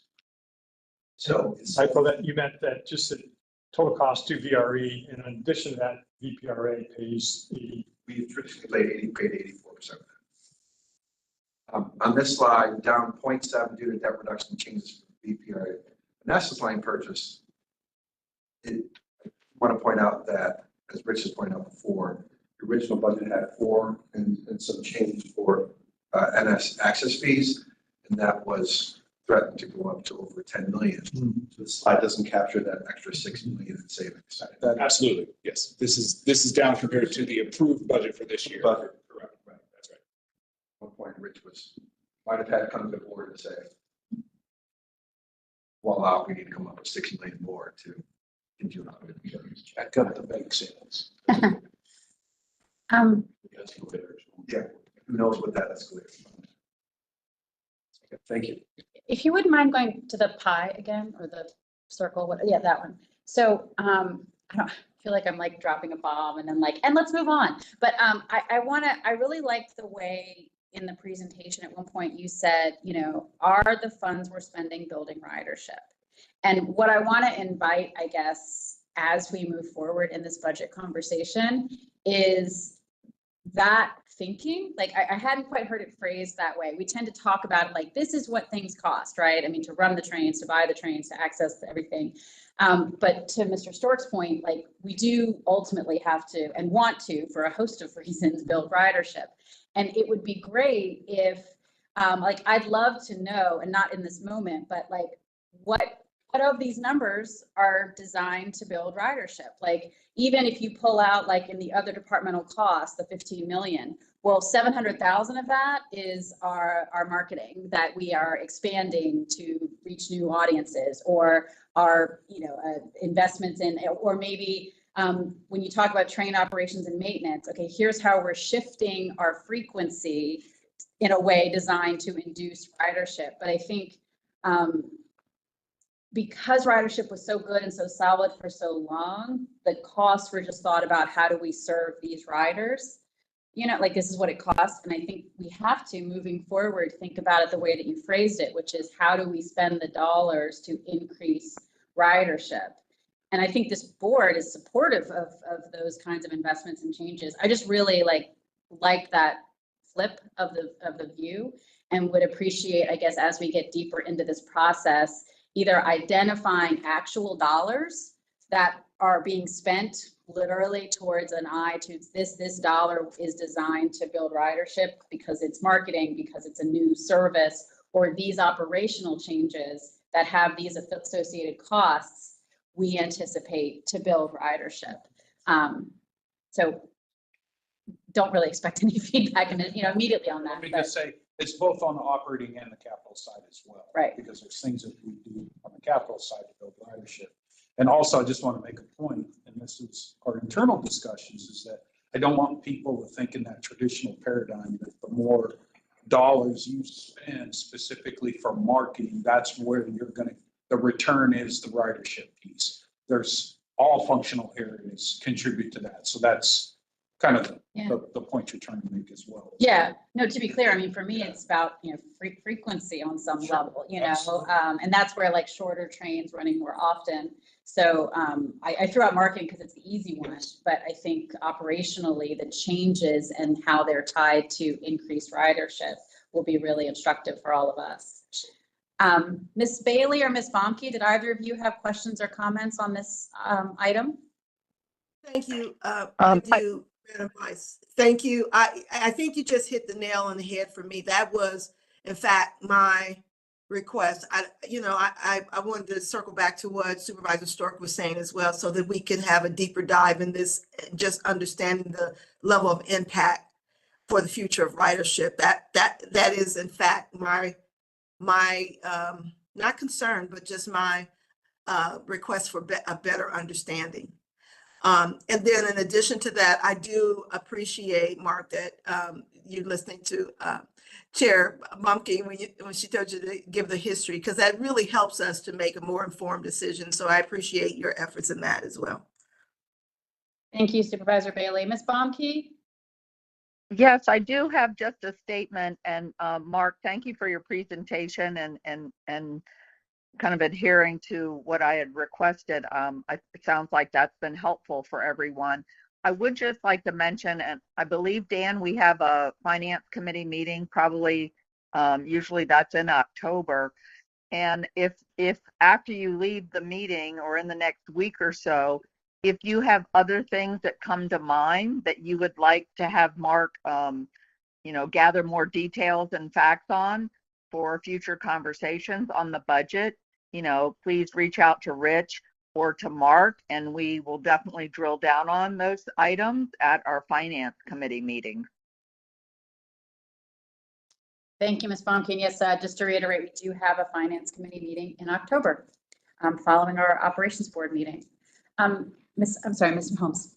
Just wanted to ask a question. I appreciate what you said, and the 8% isn't nothing, and I know for Fredericksburg it's probably the least. But I do think that I need to be able to go back to Fredericksburg and say, for this additional 8%, we're getting X, right? And what I hear in Fredericksburg a lot is about the Saturday service. Like, when is the Saturday service going to happen?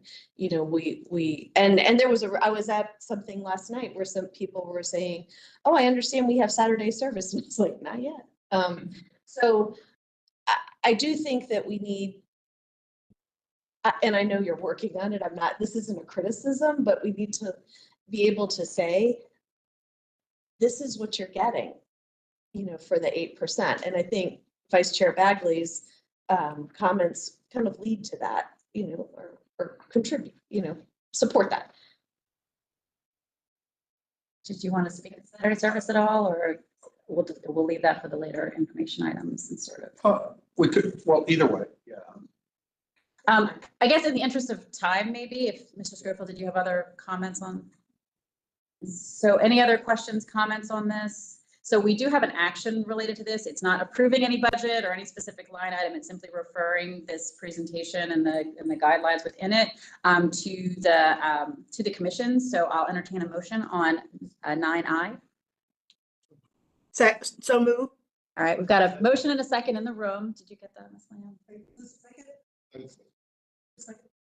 And so Ms. Bailey, how do you vote? Aye. Bomke? Aye. All those in favor in the room? Any opposed? All right, the motion passes. We have two information items. It's 10:42, so we'll try to move through these as promptly as we can. Come on back. Where are you going, Mark? All right. Would you like to introduce item 10, Rich or? I will absolutely Yeah. do. We're just gonna move here. Just keep in mind what I've already said about updates with Norfolk Southern, all that kind of stuff. And let's just move. What I want to do is update the operations board here as it relates to our, the request for funding. Request for funding from the VPRA. So I'm going to kind of just start. Mark will quickly recap, the request, sort of the parameters that we're working over, or parameters we're working under. We have been doing some work with the Federal Transit Administration on this topic, frankly, because they are a funding partner with us. And so we'll kind of step through this, and then we will end. There'll be a slide there that I do for a moment want to come back to, Mark, when we get to it, that goes back to Supervisor Walkinshaw's, what he was inquiring a little bit about access fees and that type of stuff. So we can sit there for a second, but if you will, Mark, we can just tag team here and just keep it going. Be mindful of the budget, time budget, excuse me. Exactly. Okay, Mark, go. As our discussions with VPRA about this whole deal, the transaction have progressed, it's become clear that there are sort of four specific property interests that we want to have at the end of this. One is the yard in Alexandria. The second is the Broad Run corridor. We are looking at hopefully having actual title and ownership to those two properties. Next is the station platforms that are in the right of way along the Manassas line. We're looking to have a permanent easement for that. And then the last one is a permanent commuter rail operating easement, which mentioned that we have had discussions with the FTA. We had a very positive, productive kind of strategic level discussion, not the last one that we're going to have with them. They were sort of generally had a positive reaction both to the idea of using FTA money to acquire property interests like this, and also that generally the sort of NEPA environmental clearance associated with this would be relatively minimal, hopefully, given that you're talking about railroad properties that would continue to be railroad properties. They did make it clear that they would expect to see sort of separate purchase agreements for each of the property interests, and I think we would expect that as well. So the funding agreement between VRE and VRA that we're working on now in parallel, that we're going to be bringing to you to review and then hopefully to get your okay on, is really kind of an umbrella agreement that just sort of lays out the macro terms of the amount that we're agreeing to contribute to VPRA, which is the 155 million, and the timeline, which is again roughly 5 years. Given the sort of preliminary work that we've done with the appraiser, we believe that the total of the appraised values will meet or exceed the $155 million contribution that we would be making. So again, the funding agreement again is more of like a legal handshake, a sort of yes, we are going to do this, and then that's going to evolve a little bit over time in terms of exactly when the payments get made and what they go for, and then how the property transactions happen. You want me to go past this? I'll just bring up a couple of points here. You've seen some of these slides before. These are the limits. Currently, this is what we refer to on a broader scale as a seminary passage. On a more specific scale is a seminary yard. Just kind of highlight, you've seen this before. But I do want to point out that back to the discussion, the question Mr. Stork had before, there are segments of Norfolk Southern owned tract as of today that we will operate over, that is part of the access agreement, and these are basically one set of those segments. So this is, and again, I'm not going to get down into the detail, but this is a horn track. This is the north passenger track. Okay, it comes down there. Why this is important is and Mike or Steve is involved more so on that side of the transaction, is that what is anticipated is this entire seminary passage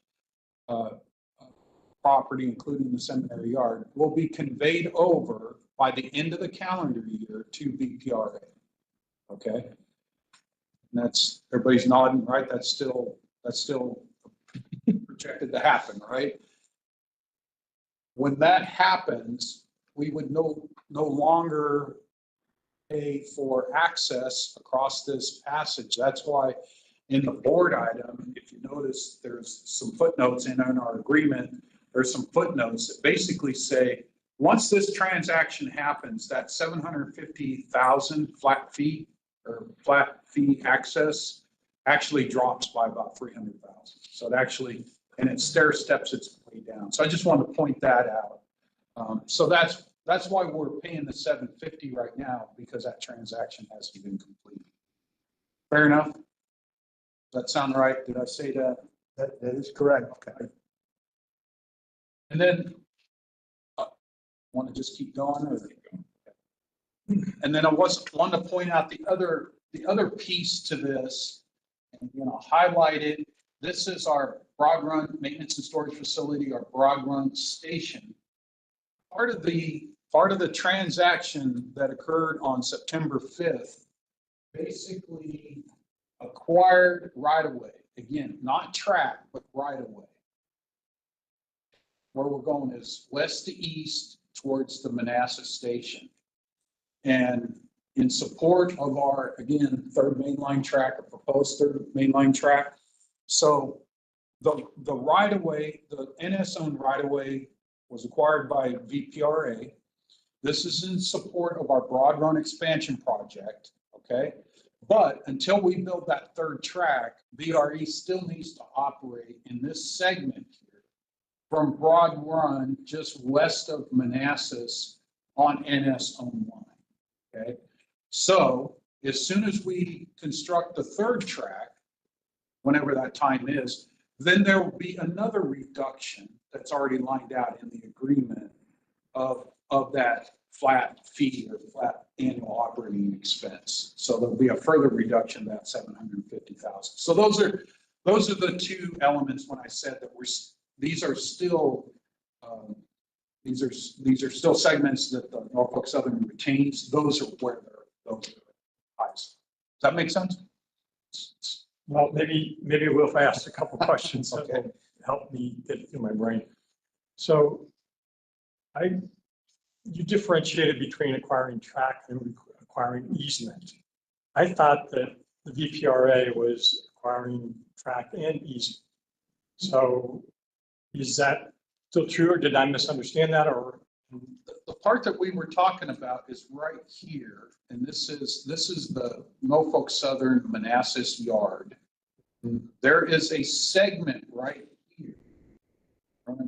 There's a segment right there that Norfolk Southern retained ownership.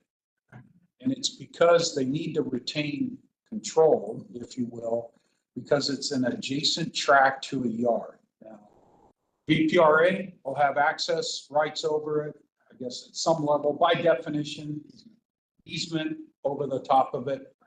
But that's not part of the fee simple transaction. I got that right?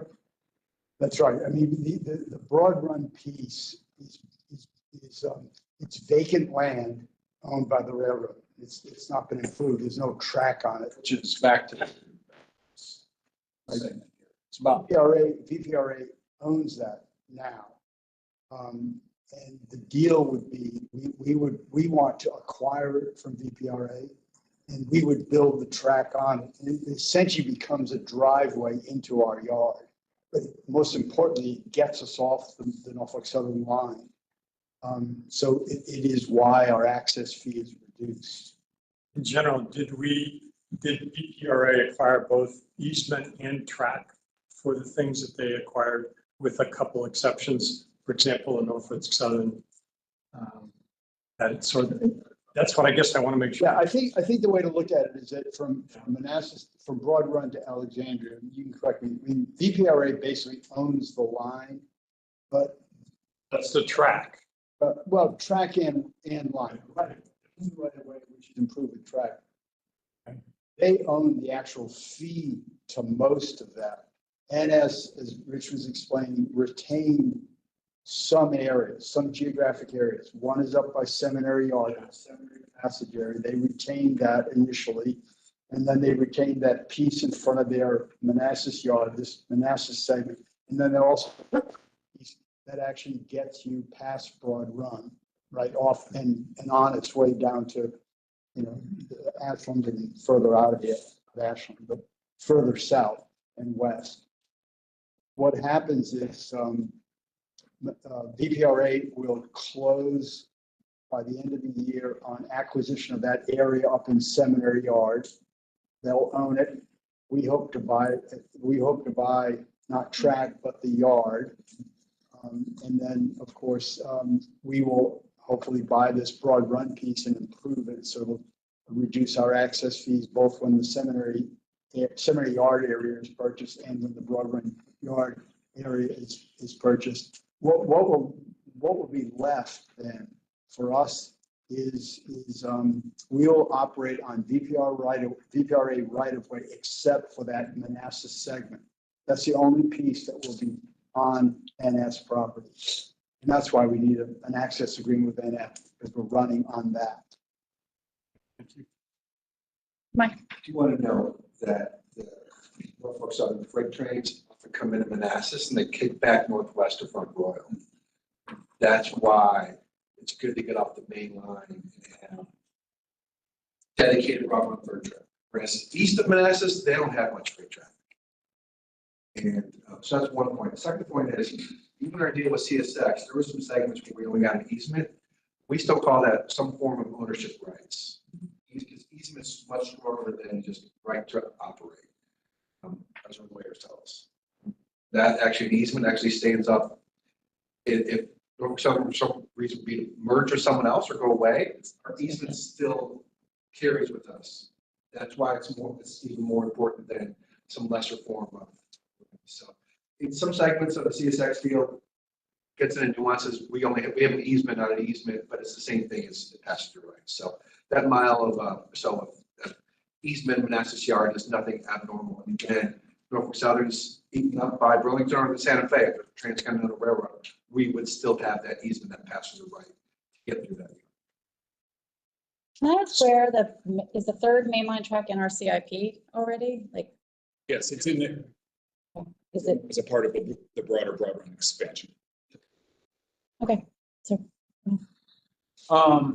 maybe this is since we kind of went down this road, just what we want to frame up here is when we talk about, Steve's mentioned it a couple of times, you know, there's value to this right of way that was acquired, right? And this is the right of way for the third main track. There's value, excuse me, sorry. There's value to the seminary yard, right? And then subsequently, there's basically value at our existing station locations. So here's the thing that we've discussed with the FTA, and you guys can jump in. But essentially, at a point, and in some cases we're there now, VPRA owns the right of way, right? Or owns the line, or more specifically, the right of way here. So what we've essentially proposed is that VRE comes in now in a transaction specifically with VPRA and with the use of federal formula funds is basically come back and now acquire again that right of way from VPRA. In other words, you know, have an ownership interest. I think it's the right way to say that. An ownership interest in that right of way. Okay. What I'm showing you here is essentially there's already some existing sites. We have station platforms and stuff like that. And instead of leasing and not having control of those things, we would come back and essentially purchase the ground under where these stations are currently located. Okay, so that's the thinking, if you will, moving forward. And when Mark stated that when you take and appraise all of these properties together, they exceed that, or could potentially exceed that $155 million value. So that's what we're working on. As I stated before in closed session topics, but now in open session, you know, one of the capital, you know, from a capital expense standpoint, one of the reasons why we really wanted to look at the feasibility of potentially moving our midday storage from DC to Alexandria is just simply the current estimate to build out midday storage in DC was exceeding 200,000. And I don't anticipate that stopping. I'm sorry, 200 million. Yeah, I'm sorry, 200 million. I don't expect that to, you know, to decrease anytime soon. Obviously, looking at, you know, what it would cost to not only acquire but also develop the Alexandria site. If you look at the delta there a little bit, that's where this federal formula fund comes from. So it's not like we're going out trying to get additional funding, but it's essentially already, you know, it's already pointed in our direction. So I just want to make that, hopefully that becomes a little bit clearer as we go through here. But that's why we put these pictures up here, and that's where we want to show these sites. All right, Mark, you want to pick it up from there? Sure. So to jump off where Rich was, I want to assume 100% that all of that 155 million would be FTA eligible. We hope that it will be. Even if it all is, we can't just apply only 100% FTA money to it. There's the match requirement. So you're talking about at least $30 million, maybe more, needing to come from non-FTA sources. And so then the question is, well, where does, that's not a small number. Where does that come from? As Rich was indicating, we have money. Some of it is already in grants. Some of it is programmed, but not yet in grants, to go towards the New York Avenue Midday Storage Project. We coached that idea when we were talking to FTA. Could we, you know, transfer from this one midday storage project to this other midday storage project? And again, not that it would be just like the easiest, you know, we wouldn't, it's, you know, it's not just, yes, there's boxes that we have to check, but generally, yes, that would probably work. Right? So we have some state money and some local money that's been committed to New York Avenue that we would again be able to bring over here. We have CROC money that is currently committed to the project. We're looking at, could we move that off of that project, backfill that with FTA money and bring this CROC money for the transaction, again, as a local chunk of money, again, to match the FTA money. We have our separate TRV funding agreement with VPRA, where we have a 10-year pay-go commitment that is primarily going towards the Long Bridge. That agreement does allow us, if we're able to bring other money to the table, to swap that out and use the CROC money on something else. We could potentially bring that again to this project, to the Manassas Link deal. Also with VPRA, they have programmed out in their budget, their projections, continued access reimbursement to us. If we were able to identify another way for us to pay for the access fees, we can swap that, essentially credit over and use it against this. Those are all of those that I've talked to up to this point are kind of like moving around of existing money. The last two, one is I-66 outside the Beltway. Again, that program exists exactly to support transit in this corridor, which is what the Manassas line is. We know that program is a little bit undersubscribed at the moment, so we might be able to make an application to that. We would hope to be successful there. And then a little bit further down the road, there's the whole DMV moves and SJ28 and those kinds of efforts. Would something be able to come out of that maybe, again, as we get towards the end of the agreement, would we be able to bring that money to the table as well? Like we indicated, and maybe I'm jumping ahead of my own point here, sorry, but the funding agreement is going to come to you sort of now-ish, but it's not going to lay out exactly what we have to do every year. You're going to see this again every year as a part of the budget development. How are we going to be meeting our responsibilities under this agreement in 26 and 27 and 28? And so you will get multiple bites at the apple, multiple times to understand how it's evolving. So yeah, I think I just gave you 1 points there. Okay. Rich. I think we've already stated this, benefits on multiple fronts. I did just want to get to this one. I believe we showed this to you guys a couple meetings ago or whatever. And Mark and his team put this together, of course. But just to point out, just from the Amtrak access fees, I'll take this away for a second, but this, where it's divvied up, these access fees, and again, what we're doing here is we're taking a look at, okay, if we do the same thing we're doing or have been doing today moving forward, this is what it looks like. That's the middle column. The column to the right is with the purchase of the Manassas line and Seminary Yard. So those access fees under Amtrak, those are access into and out of the station. We're saying that wouldn't change, but because of midday storage, and it's not just midday storage, it's the labor and the services that come along with it. There's, in my world, a substantial cost decrease. They're offset by the understanding that there would be some operating costs with operating Seminary Yard and stuff. But again, using our standards and our cost structure, there's a change there. And of course, at the very top is that difference we talked about before with the NS access fees and stuff like that. So just wanted to show that again. Again, this is a projection over 10 years. As I stated previously, when we started putting this together months ago, this is what sort of forced us.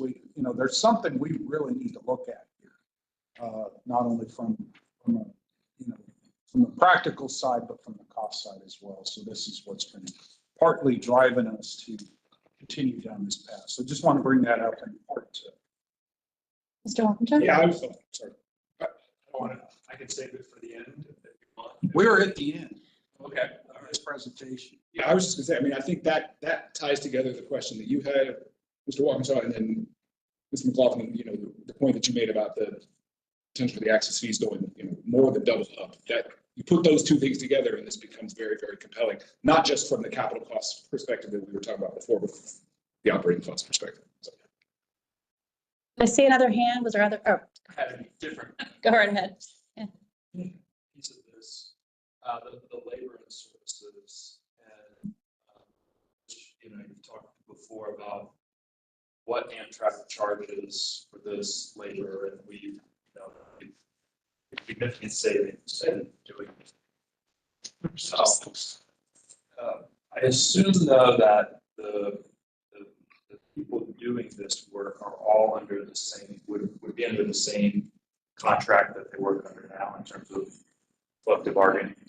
Or if they're, so they have an Amtrak specific contract and we would use Yolis or whomever to do labor, and there would potentially be a different.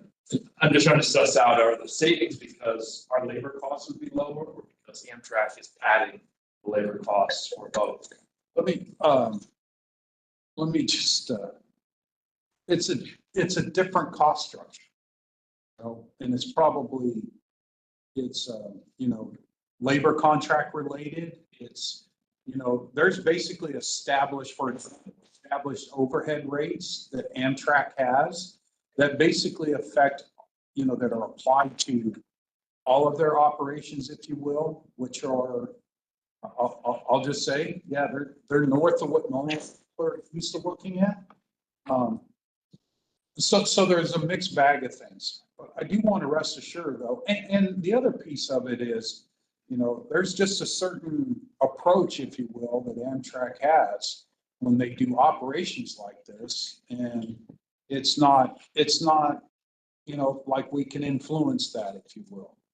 What I'm saying is, in comparison, we would operate this just like similar to what we do today at our maintenance and storage facilities. I mean, it's not like we made the numbers up or anything. We applied our approach, our collective approach, to how you operate a facility like this. And we pulled out our current costs that we get from our current contractors, and this is what we come up with. So, And those workers, it's night and day. those workers performing that work for a current contractor have a collective bargaining or something to develop, or Some do, some don't. this is always, you know, we have this issue, this question in the county, Fairfax connector versus Pomada, and we can run the connector much cheaper than Pomada can, large part because the labor costs are different. I kind of operate on the assumption that at some point those labor costs are going to converge. Someone makes an effort to ensure that they converge. It sounds like you're saying on top of whatever difference there might be in wages and benefits for those performing work, there's an Amtrak surcharge on it, essentially, that they're layering. It's a different cost structure, yes. All right, any other comments or questions? This is just an information item, so no Yep. action to take. And then there's just some next steps there. I think we've already talked about this before. It's posted here. This topic does not end now. We'll be talking about it over the next couple of months. I just wanted to end there. And then last is our spending authority report. Here's the spending authority report. If you have any questions, glad to answer them. And it's a 2-pager with tiny, tiny font. So just get it on 2 pages. But obviously with no meeting in the month of August, it's a couple months worth of it. So with that. All right, it's operations board members time. We'll start with Ms. Bailey. With us. Oh, she is talking. Oh, Ms. Bailey, you're muted.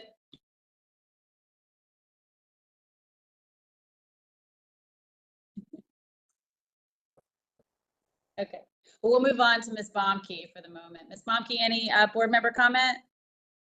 I just want to thank you, Vice Chairman Bagley, for running a great meeting today, and thank you for filling in my absence. Sure, well, enjoy your weekend. Did we get Ms. Bailey back? She's talking. Ms. Bailey, you're muted. We'll catch her at the end. We'll go around the room real quick. I just wanted to mention the last. If you lose the elections, Jewish people will have a lot to do with that. This mofo, I swear to God. Hold on. Oh. Okay, so I'm just gonna mention one last shout out for the Tour de VRE. I have done it the last 2 years. I'll be riding again this year. It's all ages, all abilities. It's a really inclusive. To say race isn't even accurate. It's not even a race really, it's a ride. So it's really a good time, and I would encourage anybody, even if you're not gonna ride, see if you can meet us. Hey, am I along the still way. with y'all? I'm sorry. You are back with us now, ma'am. Did you want to make any final comment? Okay, Mr. Stork. I very much want to ride the Tour de VRE, but I have another commitment that day, so I will not be. I really did want to, and those of you who know, we have a Tour de Mount Vernon, which is on the 19th of October, and this is something that I greatly support, but I. Hey, regrettably will everybody, am not I be. still there? My screen is stuck. And then I do want to remind everybody about the jurisdictional subsidies to make sure you're conscious of what we were just looking at today, because that will be a key part of the discussions. We do have a finance committee meeting in October and urge everybody who would like to attend to please attend. Thank you. Ms. Sebeski. Thank you for having me today. It's always great to be back at VRE. And Manassas will be hosting its annual Fall Jubilee on the 5th. So in downtown Manassas, and I'm assuming with the tour, you all will come and do some of this. Weaving through that. Thank you again for having me. Just a couple updates from the CEO, CLO evaluation committee first. Everybody has received the evaluation forms as of, from Holly, as of Tuesday. There were only 3 responses, so maybe a couple more trickled in, but please, please, please, the deadline is September 30th. We really need 100% participation from the board in filling out those surveys. And for committee members, we are working to schedule a virtual meeting in October. And if you're a member of the committee, you received a survey with some options of dates and times. So I'm saying thank you for replying. But others on the committee, take a look at that. And the committee will meet in October, and then we'll come to the full board closed session with our thoughts and recommendations. So that's it. Thank you. Mr. Karen Thomas. Nothing in particular. Last year I failed miserably to make it to the Tour. This year I plan to do that. Of course, it conflicts with everything. Everything. Yes. But we will make. I will try to find a way. Thank you. I look forward to cheering you guys on as you ride through Manassas Park. Nothing.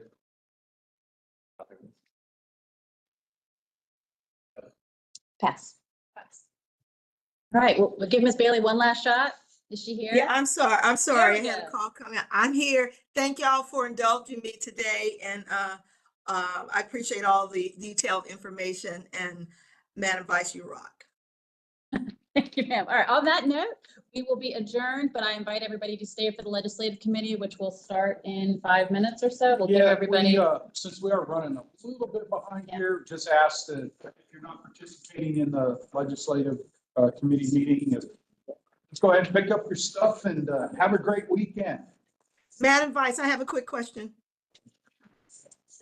Sure, it got a little loud in here, Andrea. Give me a second. Okay. I just need to know if I'm going to stay on. I'm in legislative. Yeah. That's fine. Where in case you start getting questions. Thank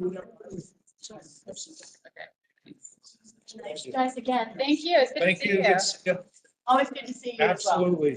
I will be here in November. Let us know.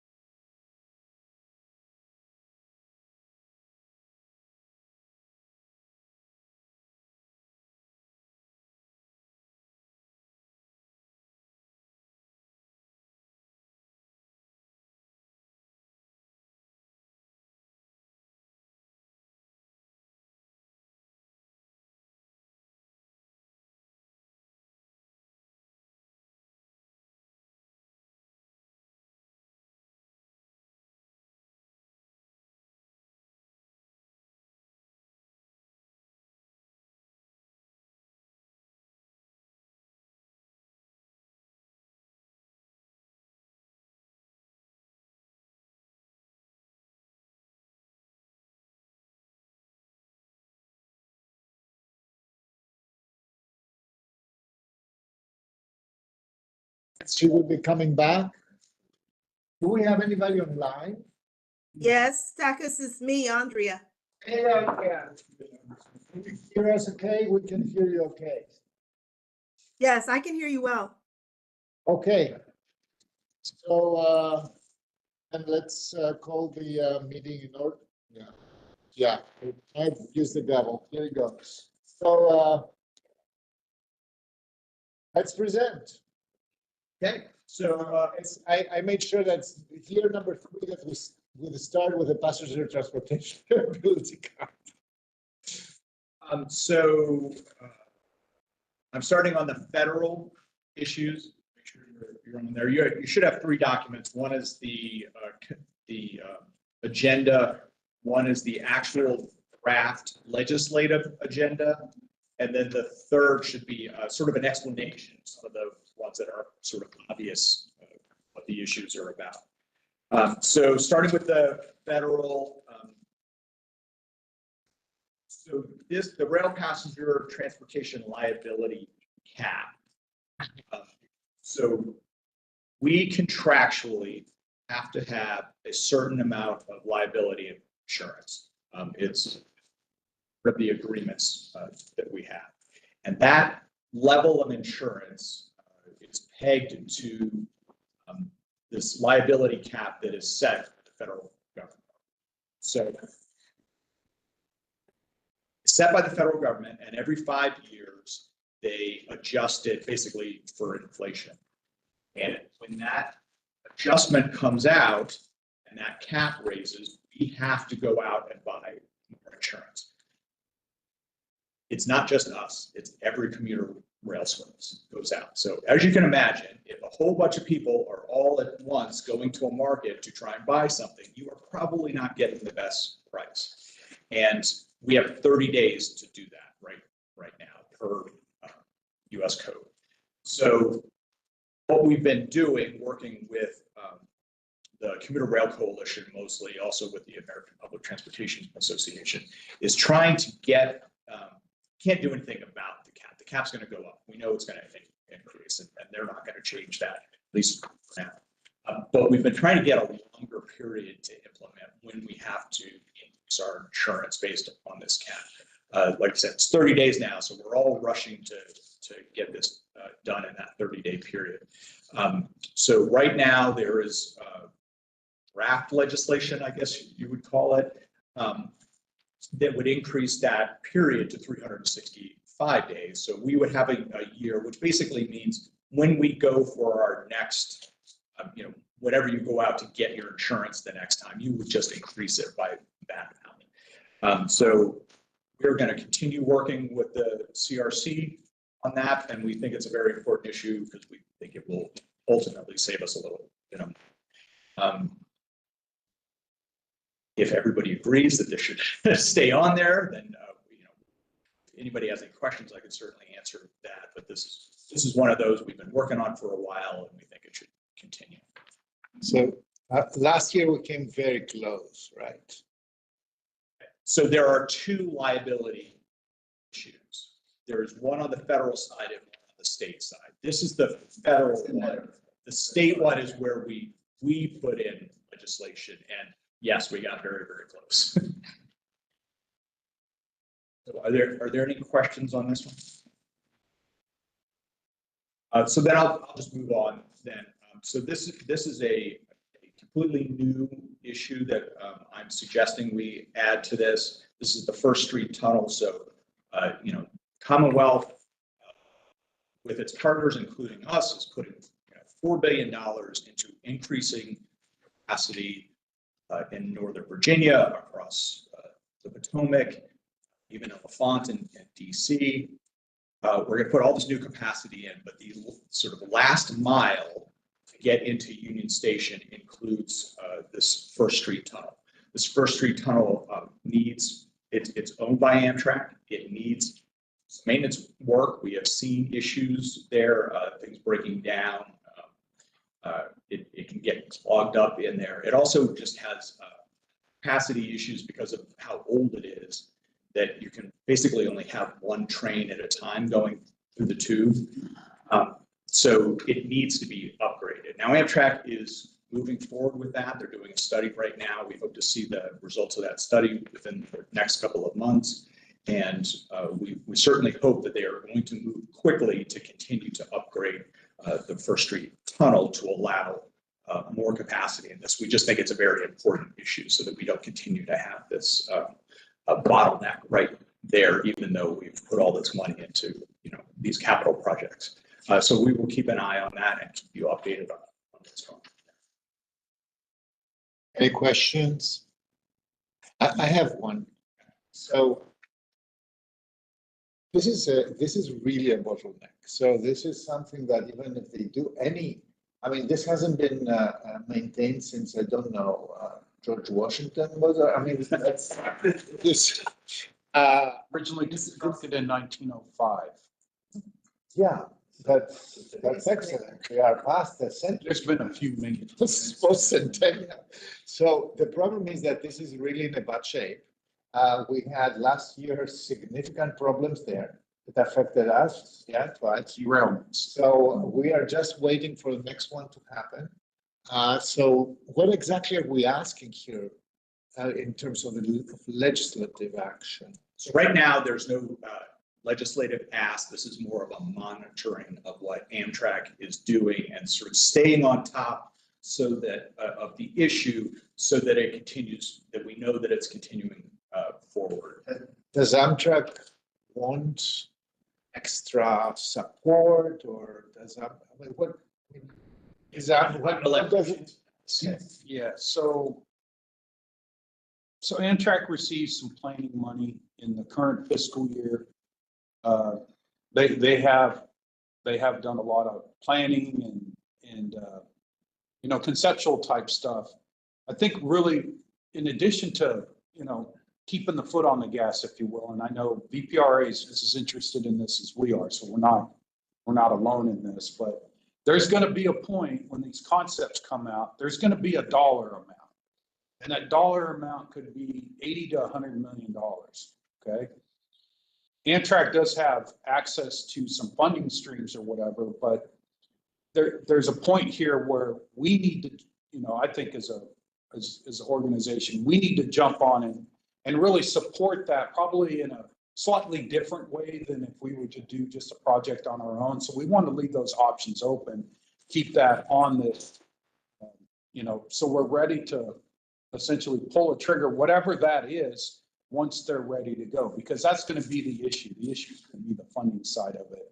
And we can sit here and argue all day long, about who's supposed to pay for it and all that type of stuff. But to Joe's point, with all these other capacity enhancements that are happening south of the tunnel, this probably needs to move a little quicker than the normal, glacial pace that some of these things move at. So we just thought it'd be great to bring it up to the level of this committee, get it on your radar, and so we can react a little, react quickly to something that we may just simply need to advocate for at a very high level. And again, I know VPRA is right there with us on it.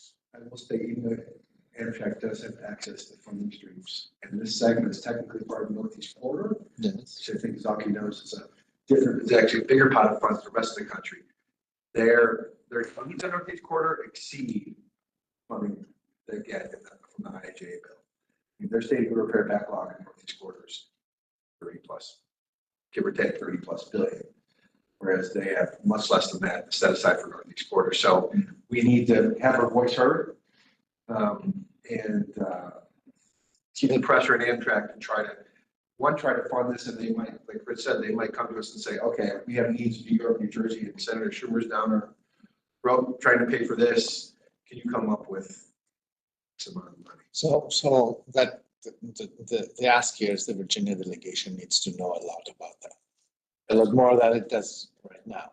Okay. And if that's more funded, that helps us, not just in this area, but up and down the corridor, because they're already contributing $944 million to us. And if there's severe cuts to Amtrak, they might come back and say, well, that's why I'm asking.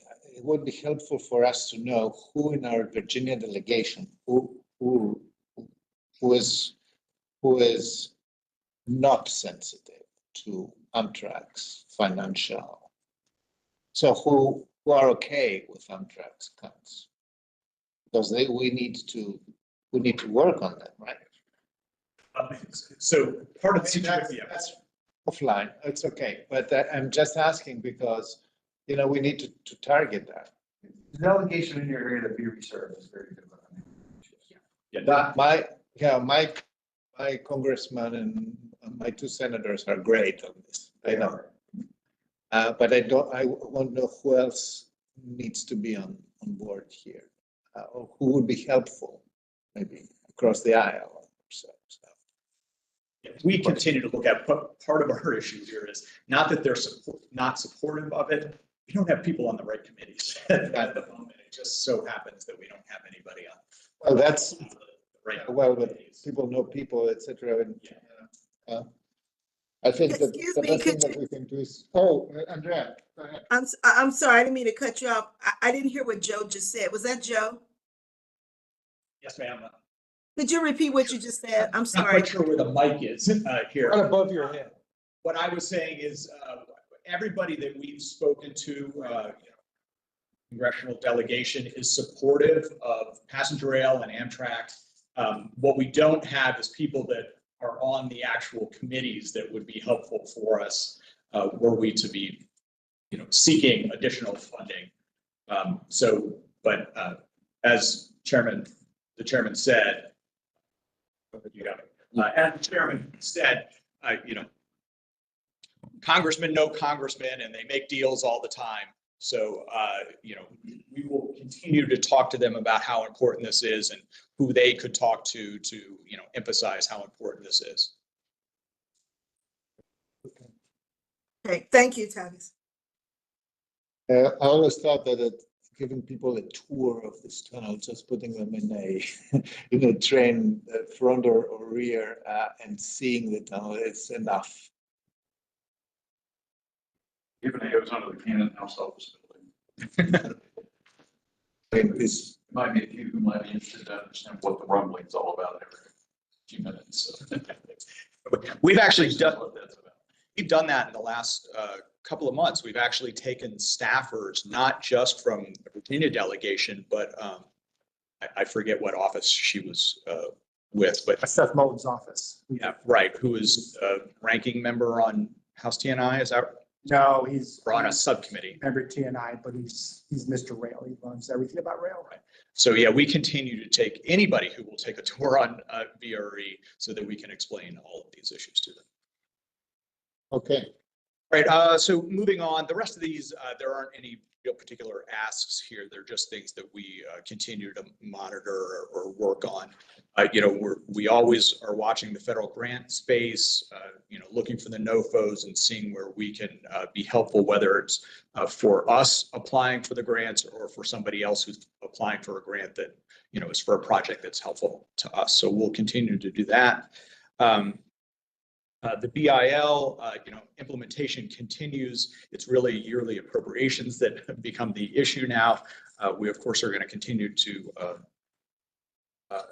advocate that they appropriate as much of the authorized money as they can, and in a timely fashion, which, of course, we're seeing again. We don't have the next year's budget passed yet, and we'll keep an eye on that going forward. Question. Yes, ma'am. In terms of positive advocacy with the appropriations, do we have support in that regard? Enough support in that regard? Yeah, I mean, we have never had anybody tell us specifically they don't think that, the transportation programs or any program that we care about shouldn't be fully funded. Everybody seems to agree that the transportation, that the rail specific funding should all be appropriated at the level that it was authorized. Okay, I just asked that for security purposes, that's all. Thank you. Sure. US DOT regulations and rulemaking, of course, we always are keeping an eye on that just in case we have run into that issue before where they've tried to change a rule that would be detrimental either to, commuter rail or us in particular. So we want to keep an eye on those always, and we'll continue to do that. The Surface Transportation Board Authority, this is a general, industry thing where we want commuter rails to be able to go to the STB if they end up in a, sort of a conflict situation with any of the freight railroads. And there have been situations where either Amtrak or freight rails have tried to pull out portions where they think, oh, well, we don't think that a commuter rail should be able to go to the STB for this particular condition. So we want to keep an eye on that. That in no way do we ever lose our ability to go to the STB. Thank you, sir. Rituals. He is a full service CEO.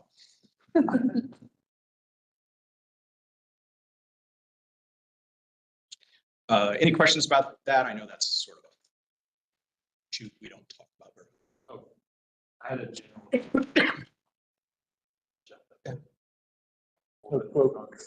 Go ahead, since we are at this. Ask, is there association that specifically represents commuter railroads, or do you just kind of work through APTA? There is a commuter rail coalition that has, you would know better than me, almost all of the. Yeah, just about all the commuter rail operations organizations in North America. It includes the Canadian ones as well. So yeah, we do work very closely with them, and they are laser focused on commuter rail, whereas, APTA, we continue to work with them, and they have, they do a lot of great work, but they deal with a broad, set of transit agencies. And of course, as we've always talked about, it's important for us to know what the federal workforce is going to do. We in no way are advocating one way or the other on whether or not federal workers should go back to work or not, but we need to keep an eye on, sort of the environment as things change. We have really good contacts, and Chris is still here. Chris has really good contacts with the agencies and hears often when they start to get, memos or something that says, hey, we're going to start going back 2 days a month or something like that. So we'll continue to do that as well. It's always good though to leave the byline, the footnote that, the service is available. We are trying hard to keep it going and, to keep it very effective. So have it in mind when you make this kind of decisions, because there is, I stumbled into several people who, well, it's kind of difficult now with the traffic, etc. Amazon. Yeah. Oh, yeah. Amazon is. I'm not sure how many Amazon employees are currently in Crystal City. I didn't think they were running out of space, but. We have a lot of current Amazon employees actually riding on the Fredericksburg line. A lot of them coming out of the Spotsylvania, Fredericksburg area, but they're only coming in a couple days a week. But they still change. And that's one of those areas where instead of sort of doing the marketing to the potential riders, that we'll actually be going to businesses like Amazon and others, and talking to their HR folks or whoever the appropriate person is, and saying, hey, when you're hiring people, or when you bring people on, or your current employees, here's all the information you need to know about VRE, so that they know that it's. What I've heard on this is that currently 30% of the federal workforce can retire today. So to bring them back would result in a massive brain drain. So that's one of the reluctance on the part of the feds to bring people back to work due to this dynamic that we're currently in terms of the seniority of the workforce. 30%. Yeah, that's kind of, it's a little bit of a problem at all levels. And this is not really, purposefully exaggerated. 30%. That's the number I keep getting. Yeah. All right, so those are all the issues on the federal side. Does anybody have any other questions or comments on the federal side? Thank you. Want to flip on over here to the state side. So the commuter rail exemption for state tax, this is, again, we generally are tax exempt when we buy something because we're part of the commissions, which are tax exempt. This is an odd situation where we go through a broker to get this insurance. There is a state tax on these policies that brokers get. So we end up having to reimburse the broker. So in fact, we're paying the tax. We put bills in last year. The House bill passed unanimously. The Senate bill did not make it out. Well, neither of them did not make it out of Senate Finance, which most bills I think that went into Senate Finance didn't make it out of Senate Finance last year. It became sort of a black hole of legislation last year. So they did tell us they thought it was a good bill. The staff that we talked to, they think it's something we should do. They had questions. They wanted to study it some more. They actually thought it was so good that we couldn't possibly be the only ones that have this issue. That they want to make sure that there aren't other state agencies or quasi-state agencies, the ports or the spaceport and others like that in the same situation and maybe don't realize it, that they could add to this. So we have been working with the person who's been tasked with work, and we hope that this year we'll put them back in and that they will have all their questions answered and that this will flow right through quickly. And if it does, we're looking at a cost savings at close to $100,000 for us. That's what we pay every year, these taxes. Just a technical. I hope that our own legislative, aides and lobbyists in all counties that are VRE are, coordinated in working their corresponding legislators. This is important. I know that it's a good thing to hear it from many sources, right? If there is any needs to make sure that this coordination is more effective, let us know at the time. We, Amy in particular, are part of a group of local, legislative aides. They either work for the counties or they're contracted by counties or cities. And leading up to and during the legislative session, we get together about once a week. Excellent. Great. They know our issues, we know their issues, and if we can help, we help them, and they put in a good work for us when they can. So here's a big one, future additional service funding. We're talking about all these great things that we're doing here that are in the budget. And we know that all this additional capacity is going in, and at some point you have all this additional capacity, you're going to want to run additional service. I think we all around this table know that adding the expense of all this additional service is not going to happen on the backs of the jurisdictions. It's just too expensive to expect the jurisdictions to pony up every dollar of new service.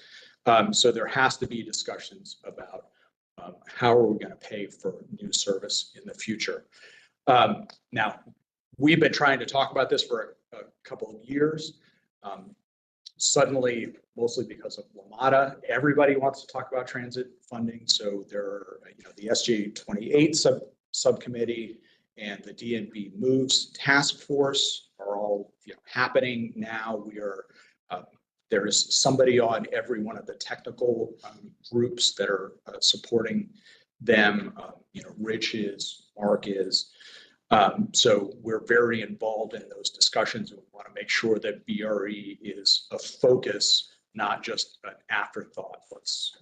They come up with how we're going to pay for WMATA. So we're going to continue to do that. The CROC, as always, that's my baby in particular.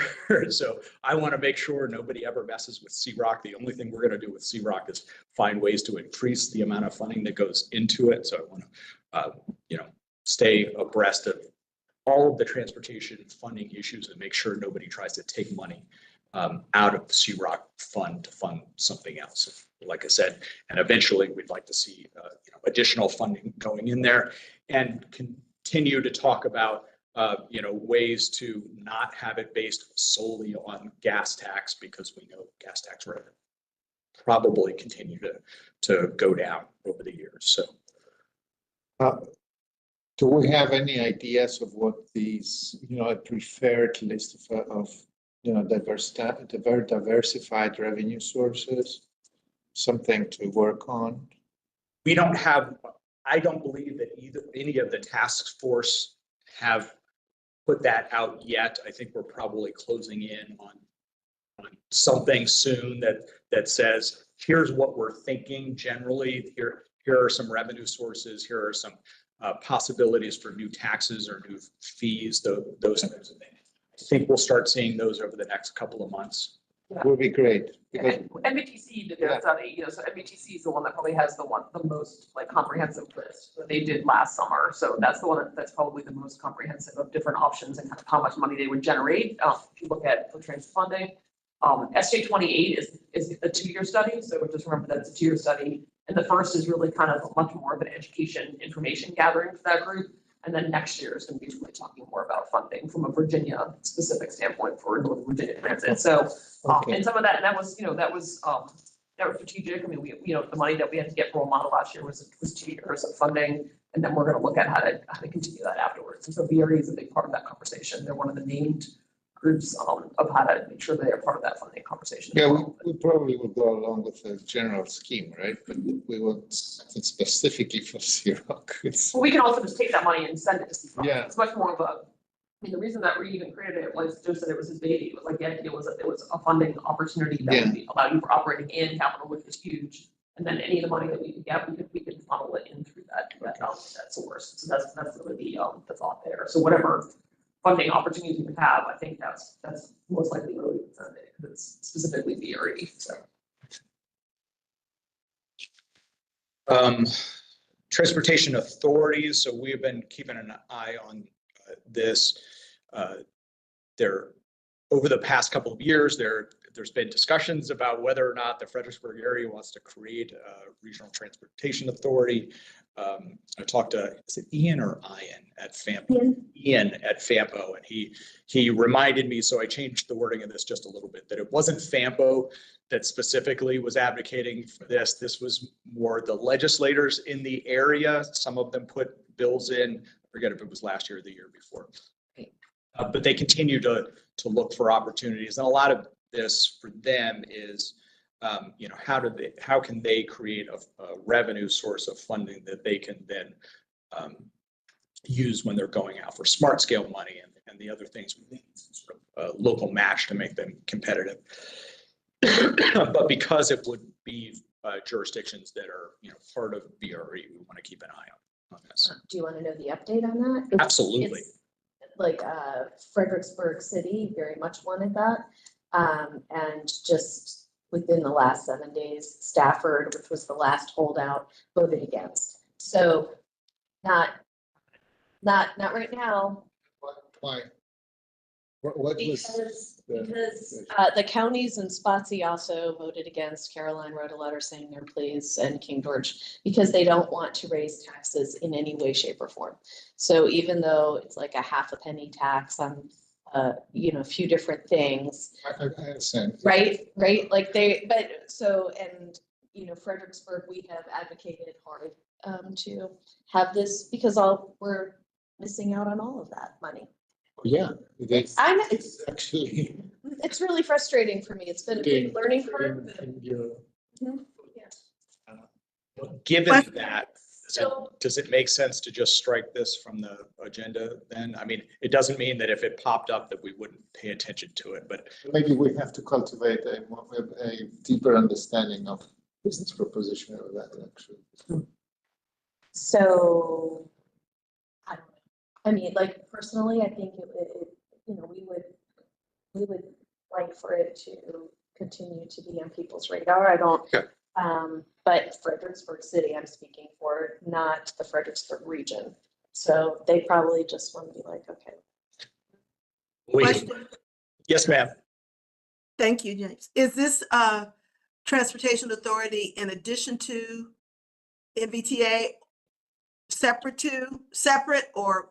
It is separate from MBTA. It would be an MBTA-like organization, but it's for the counties that are south of the MBTA region. Okay, okay. Yeah, right. All right, that's what I thought. Thank you. Okay. And then the last one, you know, like you guys voted on today, there always seems to be a little bit of movement on FOIA, changing, you know, the policies. So we like to keep an eye on that and see, make sure that they don't make changes that are not allow us to run our meetings efficiently. Thank you. Any additional issues that should be on the radar, general in particular? I think the only other thing we might see this year too is last year we had the train length and conductor bills that come up, and so you might see the conductor stuff get taken care of. The train length might be an issue too, so that's something that I'll keep an eye on as well. Yes. The freight trains care more about that than we do. Yeah, that was really a freight related. We just want to make sure that the way that language was, that it did not affect commuter and passenger rail, that it was really just a freight. It does affect congestion on your tracks though. If you're shortening the freight rails, then you have more trains, and that means more delays. So that was an important conversation to have during the general assembly. So we'll see that. Okay. If we have no other comments or discussion items, thank you, everybody, and enjoy the weekend. Yes. Thank you, everyone. Has voted already now. Give us a bit. Fast.